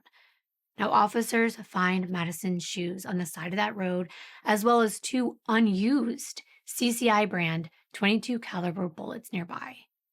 Now, they theorized that the kidnapper's gun actually jammed not once, but twice. Those bullets that were lying there were from when he tried to re-rack it 2 times and try to shoot Madison as she ran away. They needed to know what this man looked like. Who was he? They didn't want him to get away with this, so officers went door to door. And there were not many homes in this area, but they were asking them, "Do you happen to have any surveillance cameras?" It was a long shot. This was a very rural country road, but there just happened to be a blueberry farm nearby, one that happened to have a very sophisticated camera system. The owner, Frank Coles, let detectives view his footage right away. Not only did it capture a minivan on the road in front of the farm, the minivan drove into his business parking lot to make a U-turn. It's up close. The footage is clear. And this was before the man pulled alongside Madison. He turned around, circled back right after he saw her walking alone. That's scary. And back at the hospital, Madison is giving a detailed description of this man to police. What his van looked like, that he was heavyset, that he had brown hair and a beard, and that he looked like an average, normal guy. She said he was maybe in his 30s, and inside the van she recalled seeing a mesh bag in the middle of the 2 front seats, and that there was a bunch of papers inside of it, as well as a flip phone, which she remembered because no one she knew used a flip phone in 2016. Now, the footage of the van was clear, but unfortunately, it just wasn't clear enough to get a license plate number. But it was clear enough to identify specific details on the minivan. They brought the video to a local expert, Mike Kring. He was the owner of Rich's Auto Mart, and he specialized in minivans. He watched the footage carefully again and again. He noticed things: the black door handles, the little antenna on the top front of the vehicle. There were side moldings, and based on all these features, he narrowed it down. 2004 to 2007 Dodge Caravan, likely an SE package, possibly manufactured in Canada, equipped with a stow-and-go floor system, meaning the seats could fold into compartments built into the floor. So it wasn't a Chrysler Town and Country, like people had assumed, was driven at the back of the gas station in Jessica's case. Now, I'm telling you this because at this point they have made no connections. But I just want you to understand things that were happening that will become important later. But investigators don't stop there. With the help from the Secret Service, they have an engineer come in. He narrows down a list of minivans to roughly 30,000 vehicles. And then the list gets smaller, 354. And then just 31 within the local zip code of this county. And from that smaller list, one name stands out: Jeffrey Willis. Why? I hate to even have to tell you this about the good old Norton Shores Police Department, but remember how people on social media, remember those people who were so-called wrong about the person of interest? The one that was interviewed for hours, the chief of police saying, "Don't judge. It's not good to judge. You're just pointing fingers at an innocent person." That man was Jeffrey Willis. That man had been at the gas station on the same night Jessica was taken.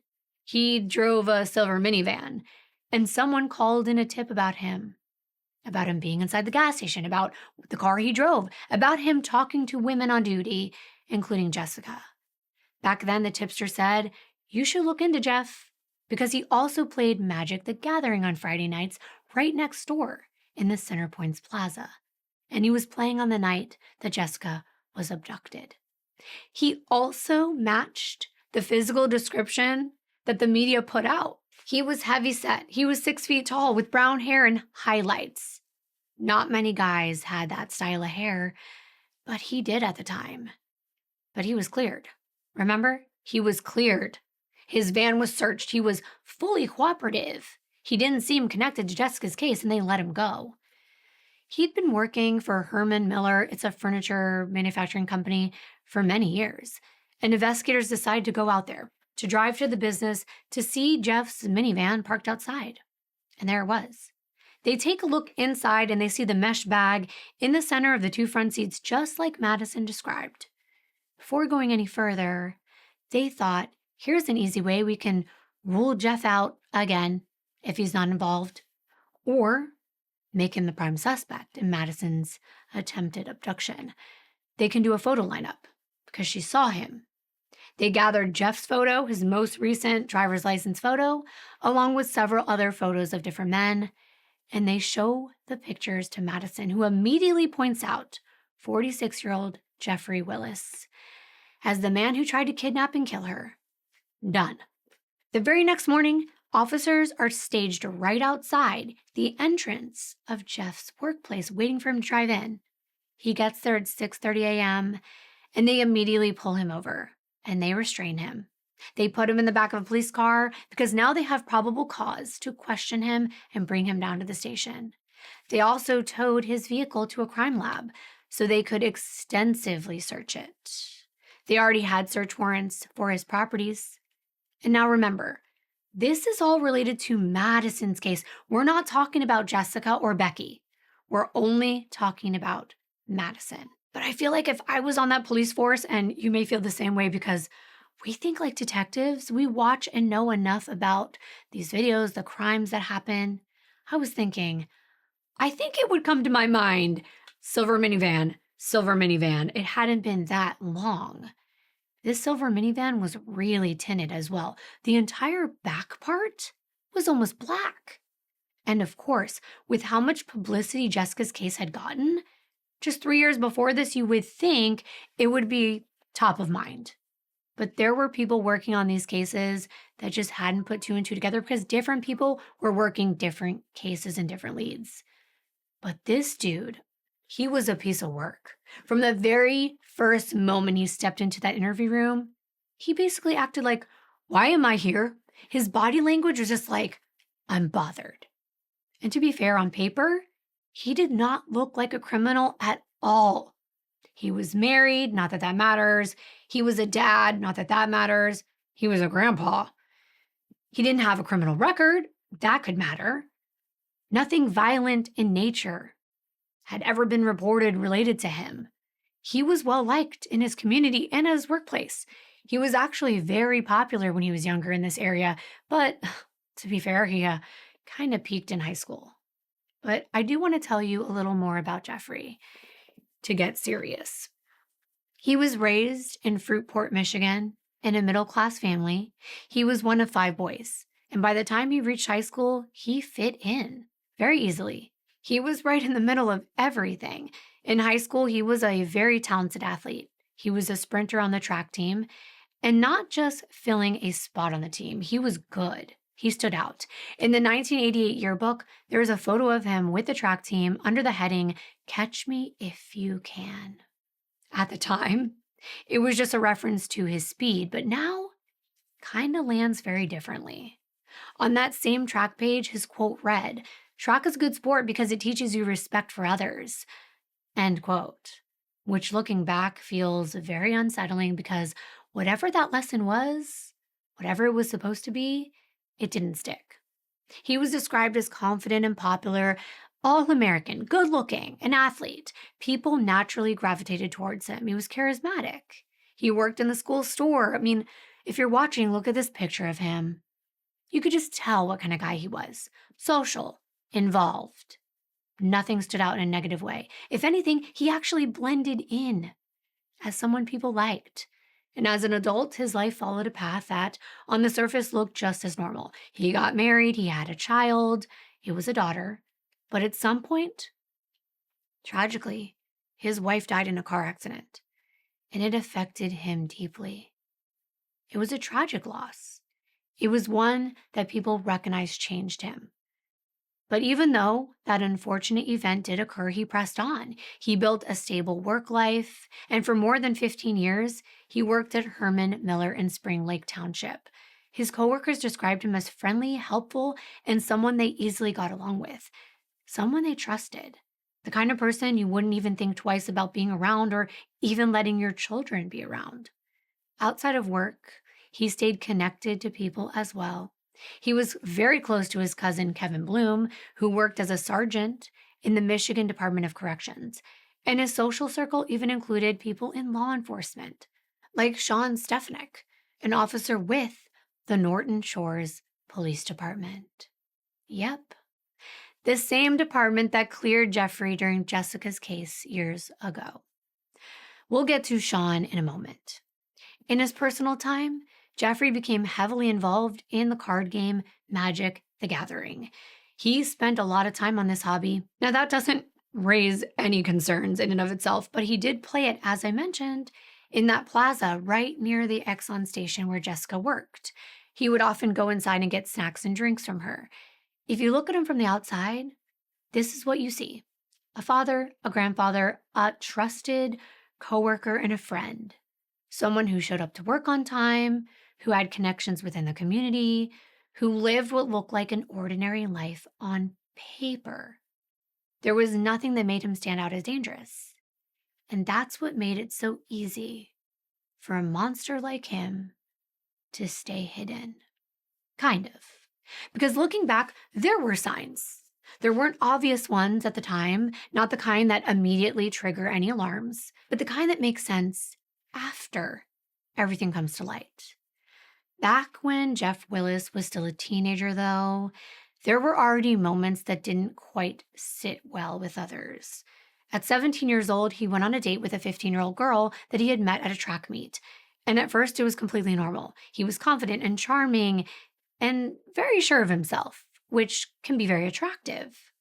But that confidence carried something underneath it, a belief that he should be able to have whatever he wanted and whoever he wanted.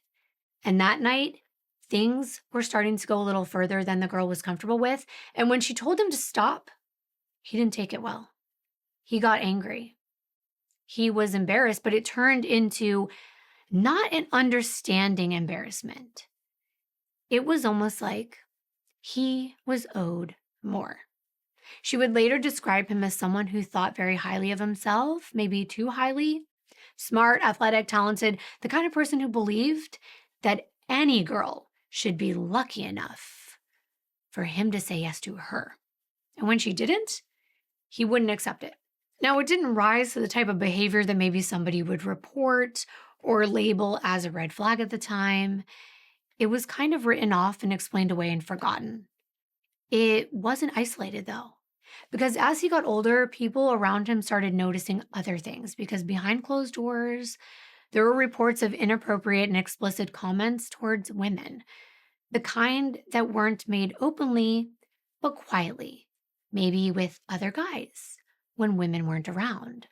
Comments about their body, their private parts, things that definitely crossed the line, like the shape of their private parts in their pants.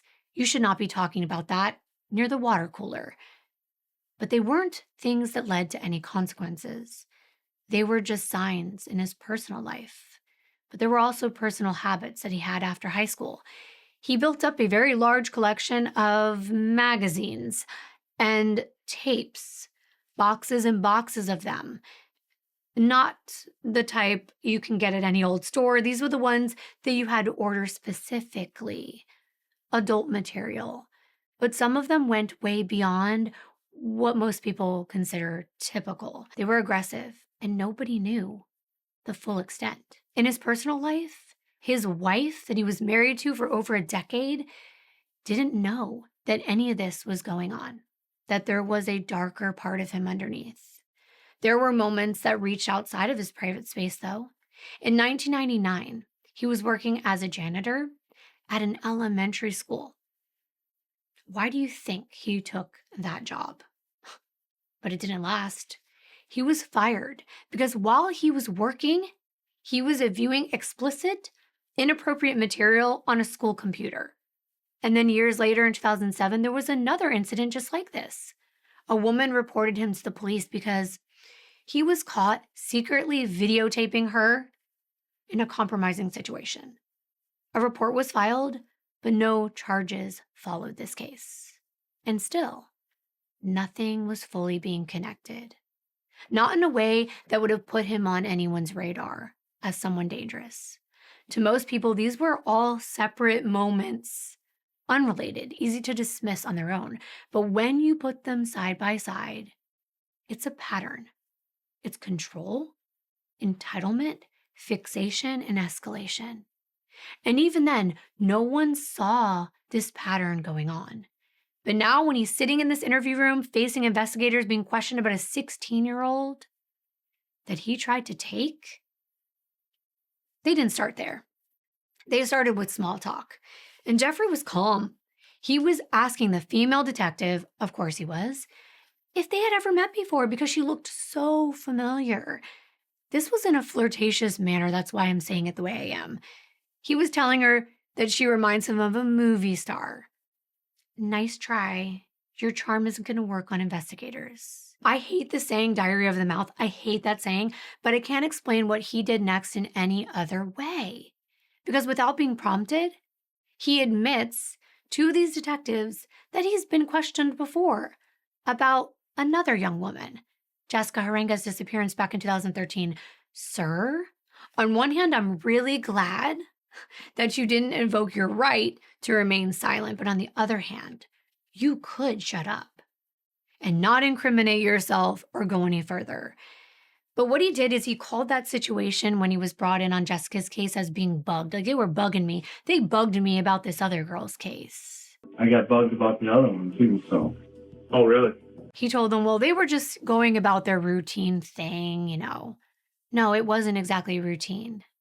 You matched the description of a kidnapper. You were in the exact location she was taken on the exact same night, driving the same color and same style of minivan. Just like in this current case. Oh, and then there were the receipts. Receipts that displayed just how frequently he went to the Exxon station. Oh, they were pulling all that up. They were finally connecting the dots, especially on Jessica's shifts, even though back then he denied having any personal connection with Jessica. that he'd only seen her working there on occasions in the past. Really? Because it seems kind of interesting that you're always going there when she's working.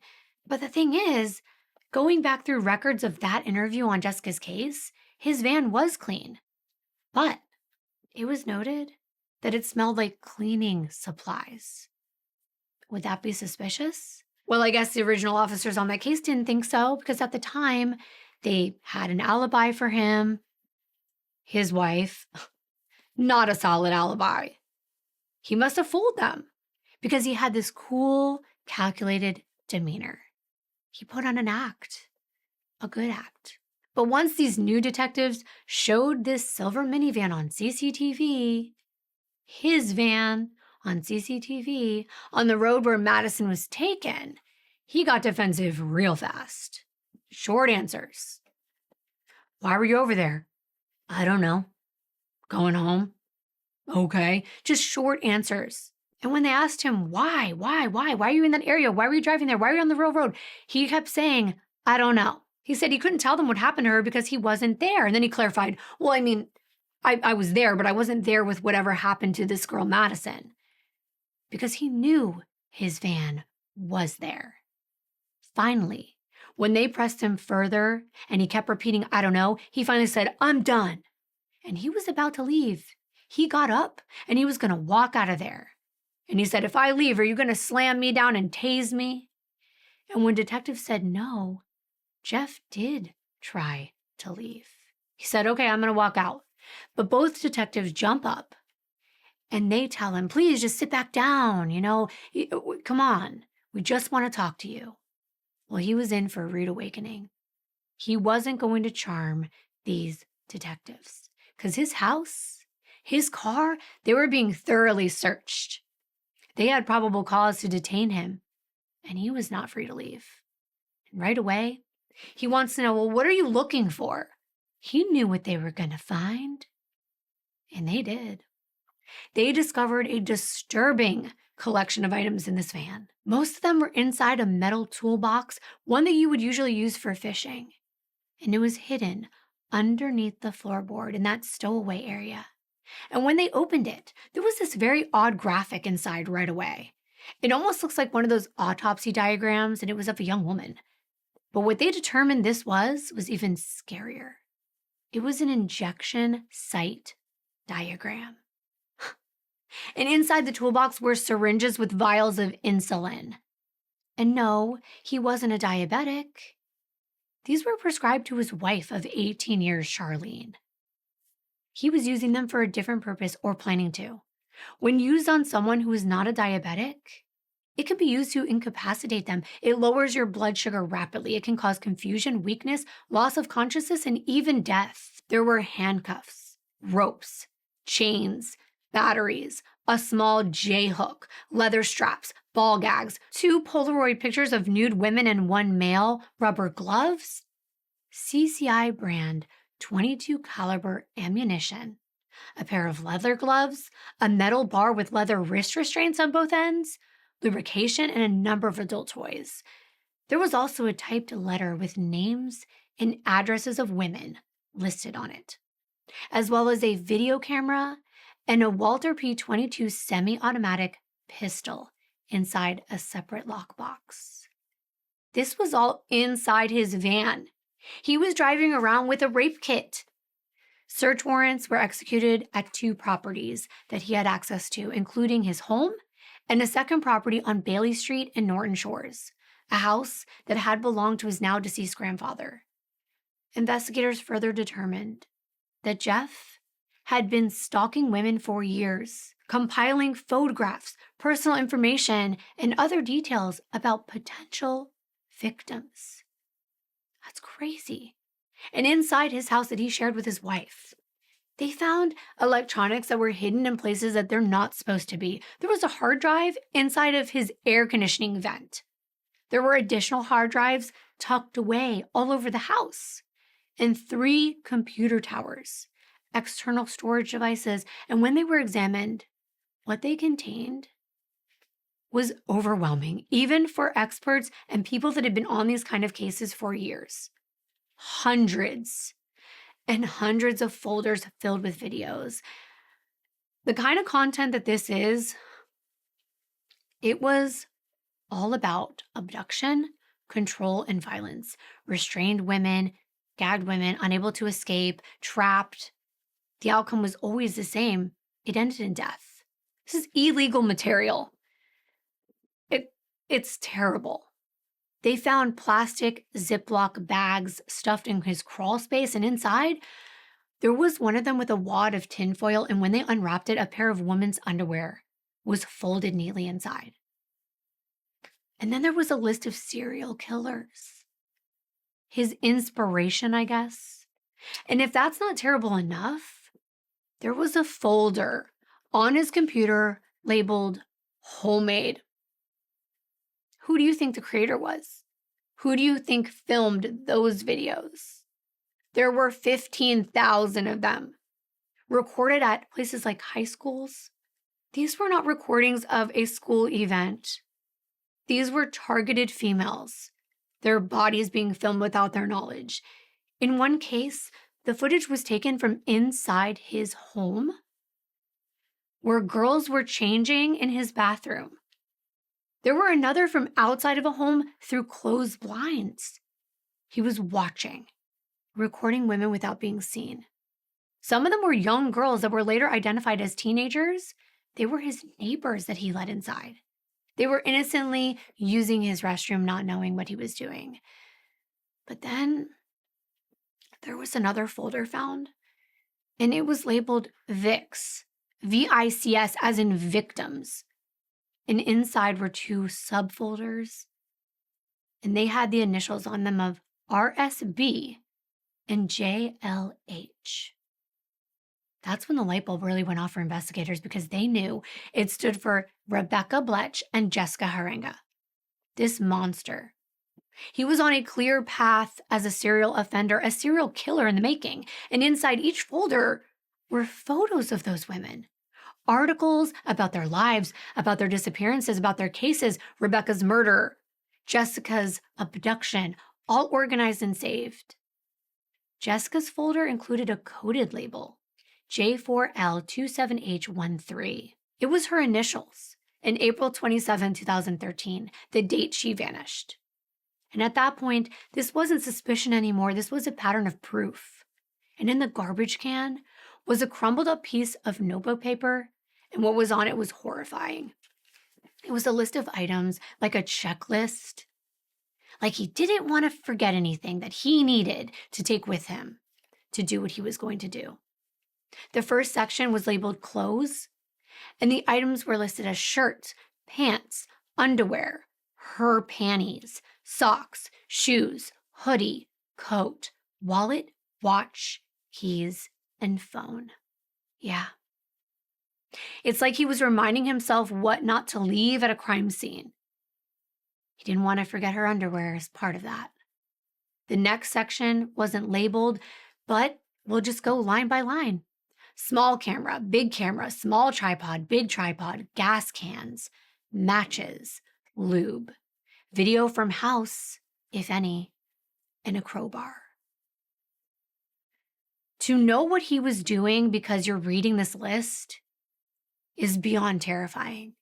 And this last section had the label kit. And underneath, it was most of the things I told you were found in that toolbox inside of his van. Handcuffs, keys, restraint bar, hook, ball gags, restraint board, toolbox locks and keys and gloves, vibrator bullet, neck restraint, bag of rubber gloves. And then there was vibrator bag listed. And underneath there was an indented list that said vibrator, batteries, condoms, French ticklers, zip ties, needles. You get the point. It's sick. But can you imagine being his wife? Being married to this man, sleeping with this man, having no idea how disgusting he was. That wasn't all. I mean, they ripped apart the Bailey Street home. It was only a 7-minute drive from the Exxon station, and it seemed like this is where he would take his victims, or his VICs, as he put it, and probably where he took Jessica, one of the Vicks inside of his folder he was keeping, because this place was full of cleaning supplies, bleach, and detergent. These bottles were down in the basement. And sure, initially this search was about Madison, but now it revealed evidence of what happened to Jessica and Becky. First, Jeff was charged with attempted kidnapping and unlawful imprisonment, and those charges were tied to Madison's abduction. That's what gets him behind bars. And then detectives built the cases against him for these two other women.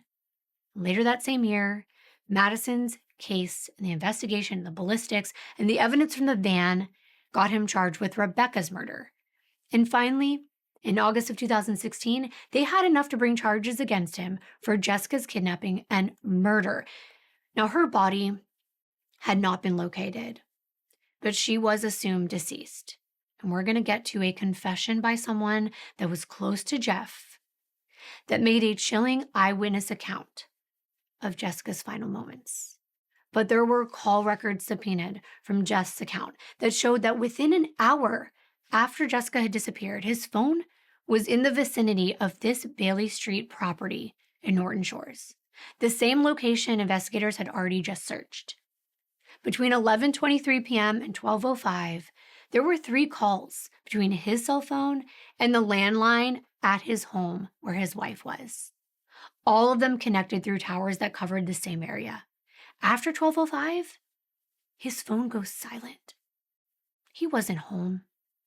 He was at that Bailey Street house, and there was no activity until 3:47 p.m. later that same day. All those hours, he had Jessica in that basement, or he was doing something with Jessica.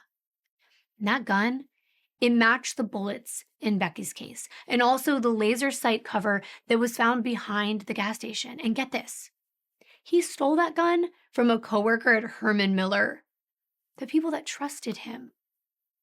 He truly lived a double life. Those who knew him were shocked. They were angry. They were angry with themselves because they couldn't reconcile the fact that this man they thought they knew had allegedly done these things that the media and the police were talking about. Many of them were questioning, why didn't I see it? Why didn't I recognize the warning signs? And then other people were like, you know what? It's easy to conceal this kind of behavior. But even now, there were so many questions, particularly about Jessica. Where was she? The investigators initially believed that Jeff, he's withholding information because that's part of his pattern of control. But I told you that someone confessed to seeing Jessica's final moments. I did not forget to tell you about that. But as soon as Jeff was arrested, he makes one phone call. It's to his best buddy, the cop. I briefly mentioned Sean Stefnik. I told you I'll circle back to him. Well, their connection went all the way back to high school. They grew up together. They were close. Of course he would want to be close to someone in law enforcement, because he could get inside information. Well, I have that jail call. It's really short, but I just wanted you to hear how he sounded right after he was arrested. What he wanted his best friend to do was make sure his wife, Charlene, was notified and that she could come down to the jail, and he wanted to make sure his dog was okay. Hello, this is a free call from Jeffrey Willis. Hey, what's going on? Listen, I've been arrested. I'm down at the jail, and I need you to go get Char. I need you to tell Char that she needs to either come down, and I don't know what's going on. So, and then I need you to go make sure Hank is okay, I guess. Apparently they're at the house, and they did my van and all kinds of shit. So, I don't know what's going on. I have not talked to her since yesterday at 8 o'clock. You have 1 minute left. So okay. I got a minute left, so, and I need, apparently I'm going to need a lawyer. So if you could think of a good one. All right. You know Al Swanson? I know Al, but how good he is. I have no idea what the hell to do. I have no idea what's going on. So I'm almost going to be off the phone here in a minute. So okay. Just give 3-4 hours. Work tonight. I got to call work. I got all kinds of shit I got to do. So thank you for using Securus. Goodbye. Yes, he knew. They were all over his properties looking around. And after this, Jeff's name and his face were everywhere in the media. And that's when Brenda Nestor, an Exxon regular that always used to come in, called the police. She said, "I recognize that man, Jeff Willis, as someone that was talking to Jessica the night before she vanished." Now, she had not put this connection together until she saw his face on TV. Brenda went into that store on so many occasions for gas and snacks and cigarettes. Jessica knew her. Brenda had a grandson that was the same age as Jessica's son, so they talked about that a lot. And on the night of April 25th, the Thursday night, Brenda went in right before closing around 10:30 p.m., and when she walked inside, there was Jessica mopping an aisle of the store. But then she saw a male customer kind of hovering in the aisle next to Jessica. She had never seen him before.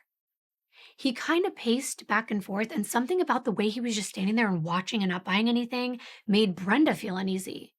So she went up to Jessica. She went up to pay at the counter, and she said, "Are you here all alone?" And she said, "Yes."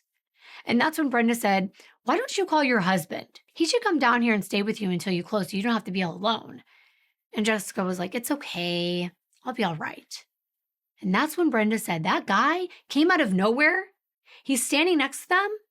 And he says to both Brenda and Jessica, her customers are looking out for her too."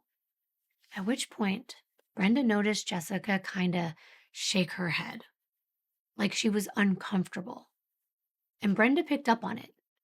And she told Jessica out loud so that this guy could hear her, "No, I'm not going to leave. I'm going to stay parked outside until you're done. I'm going to park where I can see you." When she left, Brenda noticed a silver minivan parked next to Jessica's Buick, right in front. Brenda drove her car from the pump into the parking lot, and she waited. A few minutes later, Brenda sees the man get into his silver minivan and pull away. He turned right on Sternberg and then made another right on Grand Haven Road. And that's important, because that's the road that the CCTV cameras caught a silver minivan the next night. It's also the route to the Bailey house, where the list of murder kit items were found, where the bleach was. And now, if you're wondering why Brenda didn't report this way back in 2013, it's because she didn't see anything happen that night. Trust me, people questioned her, especially Jeff's lawyers. They wanted to make it look like she was lying, that she was making this up, that they shouldn't believe her. She was watching TV with her sister. She sees Jeff's face come on the news. She tells her sister what she saw that night, and her sister was the one that said, "You need to call the police." When Brenda initially heard that Jessica went missing, she didn't put it together. She also didn't want to call for nothing, and I've heard this before, and that's why I always tell people, if you see something, just say something, no matter what, even if it's the smallest tip. It can be valuable. But sometimes people do feel like, I don't want to bother the police in case it's nothing. She didn't want a random person to get in trouble. She didn't know who this man was. When she saw that picture, that's when it clicked. But I want to go to a different person. I want to talk about Kevin Bloom, Jeff's cousin. He was like a brother to him. They were very close. He is a prison sergeant, another law enforcement officer who Jeff kept close. When Jeff was arrested, Kevin came forward, and he was completely cooperative with the detectives. And what he told them was a bombshell in Jessica's case. The only problem is that he recants it later on, but it's too specific to be a lie, as he later claimed. Initially, Kevin comes to the station. He explains Jeff told him that Jessica, who Jeff referred to as the gas station girl, was at Grandpa's house. Now, that's the house on Bailey. Jeff told Kevin to come over, which he did. And once Kevin was there, he said he went down to the basement. And as he went down, he described seeing the gas station girl, unclothed. She was lying face down. Her hands were bound together and to the side, her legs slightly apart and tied at the ankles, with a gray tarp underneath her. There was a table placed at the end of her feet, and on top of it was a video camera. Jeff was standing over Jessica, and he told Kevin to touch her in a particular way, and Kevin said he never did. But are we really to believe that? I don't know. But there's more. Jessica wasn't moving. Kevin didn't specify whether she was alive or whether she was dead, but she appeared to be incapacitated. Later, Kevin admitted he helped his cousin Jeff wrap Jessica in a sheet, and they drove her body to an intersection near Laketon and Sheridan near railroad tracks, where Kevin said a hole had already been dug when he got there, and there were 2 shovels waiting. This was a very wooded area. The railroad tracks are no longer there. I'm going to show you on the map, but there is a path where you can take a car. This is only a 7-minute drive from the Bailey Street house. But then, when Kevin finds out just how much evidence they found, including the pistol, his story changes. He says that it was all a dream. He had a dream about all this, including handling the gun.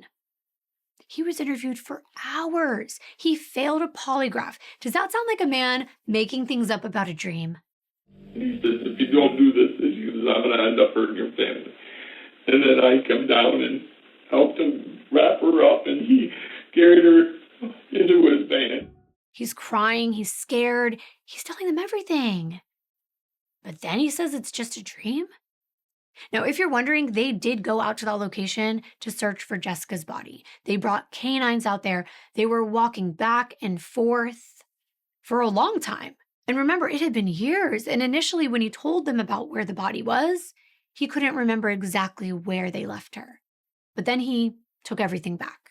Every single thing he told them, he said, was a lie. But this man knows the law. He works in law enforcement. He knew that lying to police, that was going to be much less of a punishment than murder. And one of the detectives that was interviewed about this case later said, this is not common. People don't place themselves in the middle of a murder and tell you specific details just to say, oh, no, I was lying about everything. Now, could he have possibly been lying about the location just to buy some time? Sure. To send them on a wild goose chase? Of course. Maybe he was thinking he could come up with a different story while he was in the interview room, but he didn't. Kevin was charged with lying in a criminal investigation and also charged with accessory after the fact to a felony, and that was in connection with Jessica's case. But Jeff went to trial for Becky's murder first. The prosecution's theory, which I'm actually going to pretty much read you verbatim from this legal brief in relation to her case, except I'm going to call her Becky and not just by her last name, Bletch. But it said that Becky was found on the side of the road with her clothes askew. Her shirt was up a little bit and her bottoms were down a little bit. The theory of this case was that the defendant intended to abduct Becky at gunpoint, possibly incapacitate her with insulin, transport her to the empty house at 3038 Bailey Street, violate and murder her. They used the R word. The prosecution theorized that Jeff shot Becky during an attempted abduction because she tried to get away. However, before she did, he touched her, at least enough to get her DNA on his glove.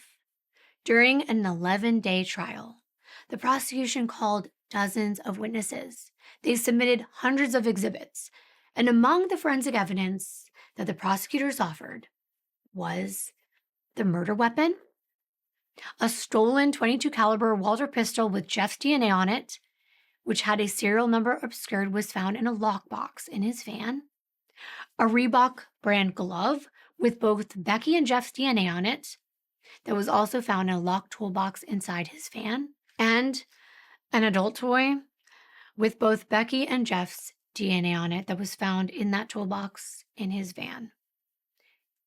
Put it together. The prosecution also showed evidence related to Jessica's disappearance during Becky's trial and information about Madison. They showed the folders labeled Vic's and Rebecca and Jessica's initials on them, as well as pictures that had been downloaded from Facebook of Jessica right after she is murdered.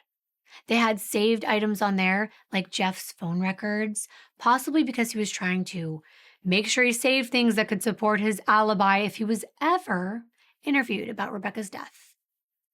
But now for the defense's theory. You know what they said? His cousin did it. Kevin. It was all him. Except think about that for a moment.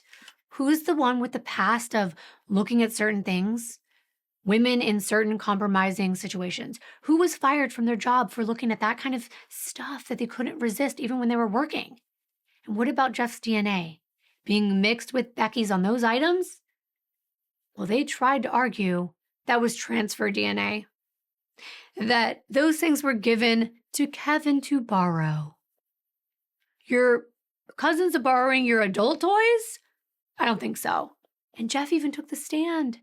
And that was a big surprise. He doesn't look anything like the man in that van. He's thinner. Dare I say he looks less scary, less creepy? I don't know. You tell me. Clean cut. And then he tries to put on the charm. He was like laying it on thick. Strolls up casually with his cup of coffee in his hand. His excuse? I was at home. I was mowing my lawn. I was cutting my grass. I didn't kill Becky. That's his alibi, mowing his lawn? His wife, who's now his ex, was supposedly home as well. But she had no memory of any of that. And this man's so cocky, he's overconfident. His explanation about the toolbox, which, by the way, his fingerprints were on it, it's his toolbox. But he says, oh, the reason it's in my van, my grandson, he got into my stuff, my private stuff. He tried to play it off like all that belonged to him and his wife. Spoiler alert, it doesn't, because at Jessica's trial, she testified against him. She told the court none of those items were hers. Not the gags, not the vibrators, nothing. His story, oh, I hid it in my van so my grandson wouldn't find it, doesn't even make sense. You wouldn't use those items in your van. Well, if you're a creep like him, you would. But you would hide them in your closet, under your bed. If they were things you actually used with your wife. But no one was buying it. It took the jury 90 minutes for him to be guilty of first-degree murder. But it's not over, because now everything turned back to Jessica. In 2018, Jeffrey Willis goes on trial again, and this time for the disappearance and murder of Jessica Heeringa. And this case was different, because there was one thing missing. Jessica.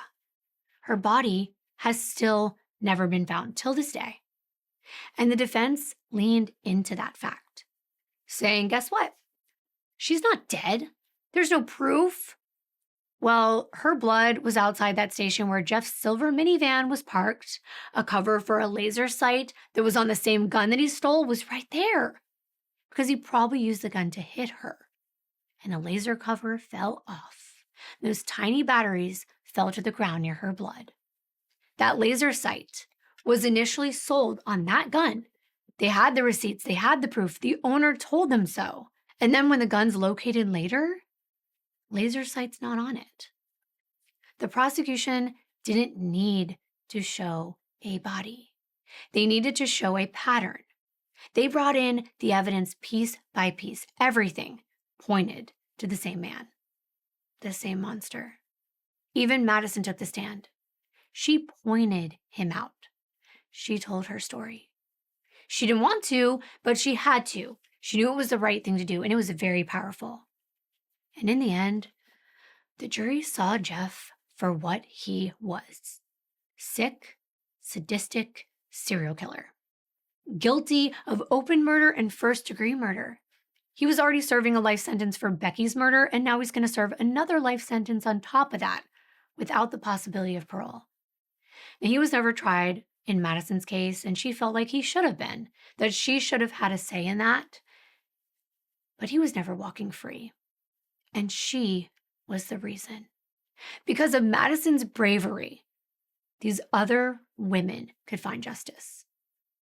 Now, there was a sentencing where the victims' families, they get to speak, and Becky's sisters were waiting. They prepared impact statements. This was the moment they could look this monster in the eyes. But Jeff's attorney had different plans. He steps up before anyone speaks and says, Jeff, the man-child. He doesn't say man-child, but he says, Jeff, my client. He doesn't have to be present for this. And I was shocked.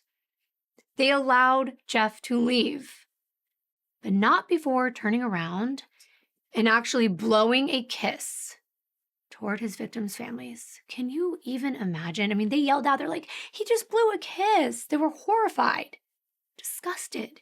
Even his own attorney said it was the most horrible thing to do, one of the lowest points of his entire career. But I really like this next part.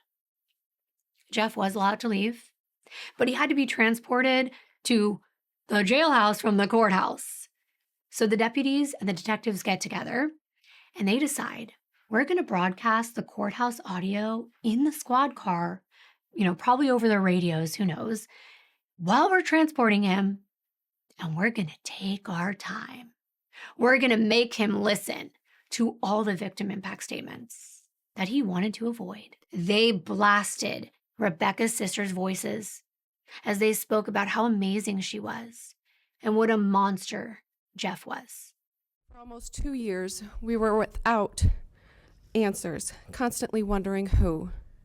Then Jeffrey Willis came to light and all the evil that was attached to him. For over a year now, this evil man has haunted my dreams, my thoughts, and has robbed me of my peace of mind and sense of security. I longed for the day I could stand in front of him and share stories of my sister, to tell him about the pain he has caused my family. I wanted him to see my pain, to hear my heartache. I wanted him and the world to know Becky was not just the jogger on the side of the road. She was my sister. When people see Becky's face in the media, they see a story. When I see Becky's face, I see my life. I see someone I loved so much, someone I miss more than words can ever express. Jeff is also the suspected killer of a case from back in 1996. And since the original article is no longer available online, I'm sorry, I looked for it. I usually can find it on the Wayback Machine. I couldn't. So I had to resort to reading from Wikipedia. He is still suspected in the unsolved murder of 15-year-old Fruitport High School student Angela Marie Thornburg. Her partially clothed body was found by a hunter on October 17th of 1996 in the woods near I-96 in Fruitport. She went missing a month earlier, and initially she was considered a runaway. Reports from that time said she ran out of a back door of her boyfriend's house when her mother came to pick her up. Well, Jeff graduated from the same high school in 1988, and then he worked as a janitor for that school from 1998 to 1999 before being fired for, as I told you, looking at that material on a computer. So they did connect him to Angela's disappearance and murder because her body was found. And if you're wondering about Jessica's family, if they're watching, I first want to tell you how much respect I have for you. I see you. I see everything that you did, and I would do the same. Everything. And I would believe the same. And I would hold out hope just the same. But I was surprised to find this next part out. They apparently do not believe that Jeffrey Willis is her killer. One of the biggest reasons is because they're still looking for Jessica. They still have an active Facebook page called Find Jessica Heeringa. And as her grandmother said way back when she first went missing, it doesn't matter how many years it takes, they're not going to stop looking. We promised each other that we'll never give up hope and we'll never stop searching. It doesn't matter if it's 10 years. I can't blame them for that. I can't blame them for wanting a different outcome and for holding on to hope that maybe Jessica is still out there. Because like her mom said, unless she sees proof, she's going to believe that Jessica's still alive. One of the posts I noticed was still up. It's from December 5th of 2022 on the Facebook page, talks about how there was an article from the year that Jessica was taken. And the witnesses, which was Sue and her husband, said it was a Chrysler Town and Country with a Chrysler emblem on it. They knew because they were familiar with that style of car because Sue's sister drove the same one. But in a later article, they described Jeffrey's van as being a Dodge, which it was. And to Jessica's family, this seems to be one reason why they do not believe that Jeff is connected to Jessica's disappearance. But I saw the CCTV footage. And sure, it's not clear. It's not even as clear as the one that was taken from the blueberry farm. But Jeff was only yards away. on the same night. He was right next door in that plaza. He was inside the Exxon station. I think he did it. He has the motive, the means, the opportunity, not to mention the sick urges, the fantasies that he made into his own disgusting realities. The folder on his computer, that would have been enough for me. And Sue, by the way, she feels guilt. She carries guilt all of these years because people blame her for not noticing more or doing something that night. But she's not to blame for any of this. These monsters choose their victims, and once they're set into motion on this course of evil, almost nothing can stop them. But I do care. I'm not Jessica's family. I'm not her loved ones. I never knew her. But from what I learned, she was beautiful, she was loving, and she didn't deserve whatever happened to her. But a jury who heard so much more information than I ever will said that Jeffrey Willis is responsible for not only her disappearance, but her murder. So I'm going to defer to them. And I just want to thank all of you for being here for Jessica, Madison, and Rebecca's story. I will see you in my very next video. Bye.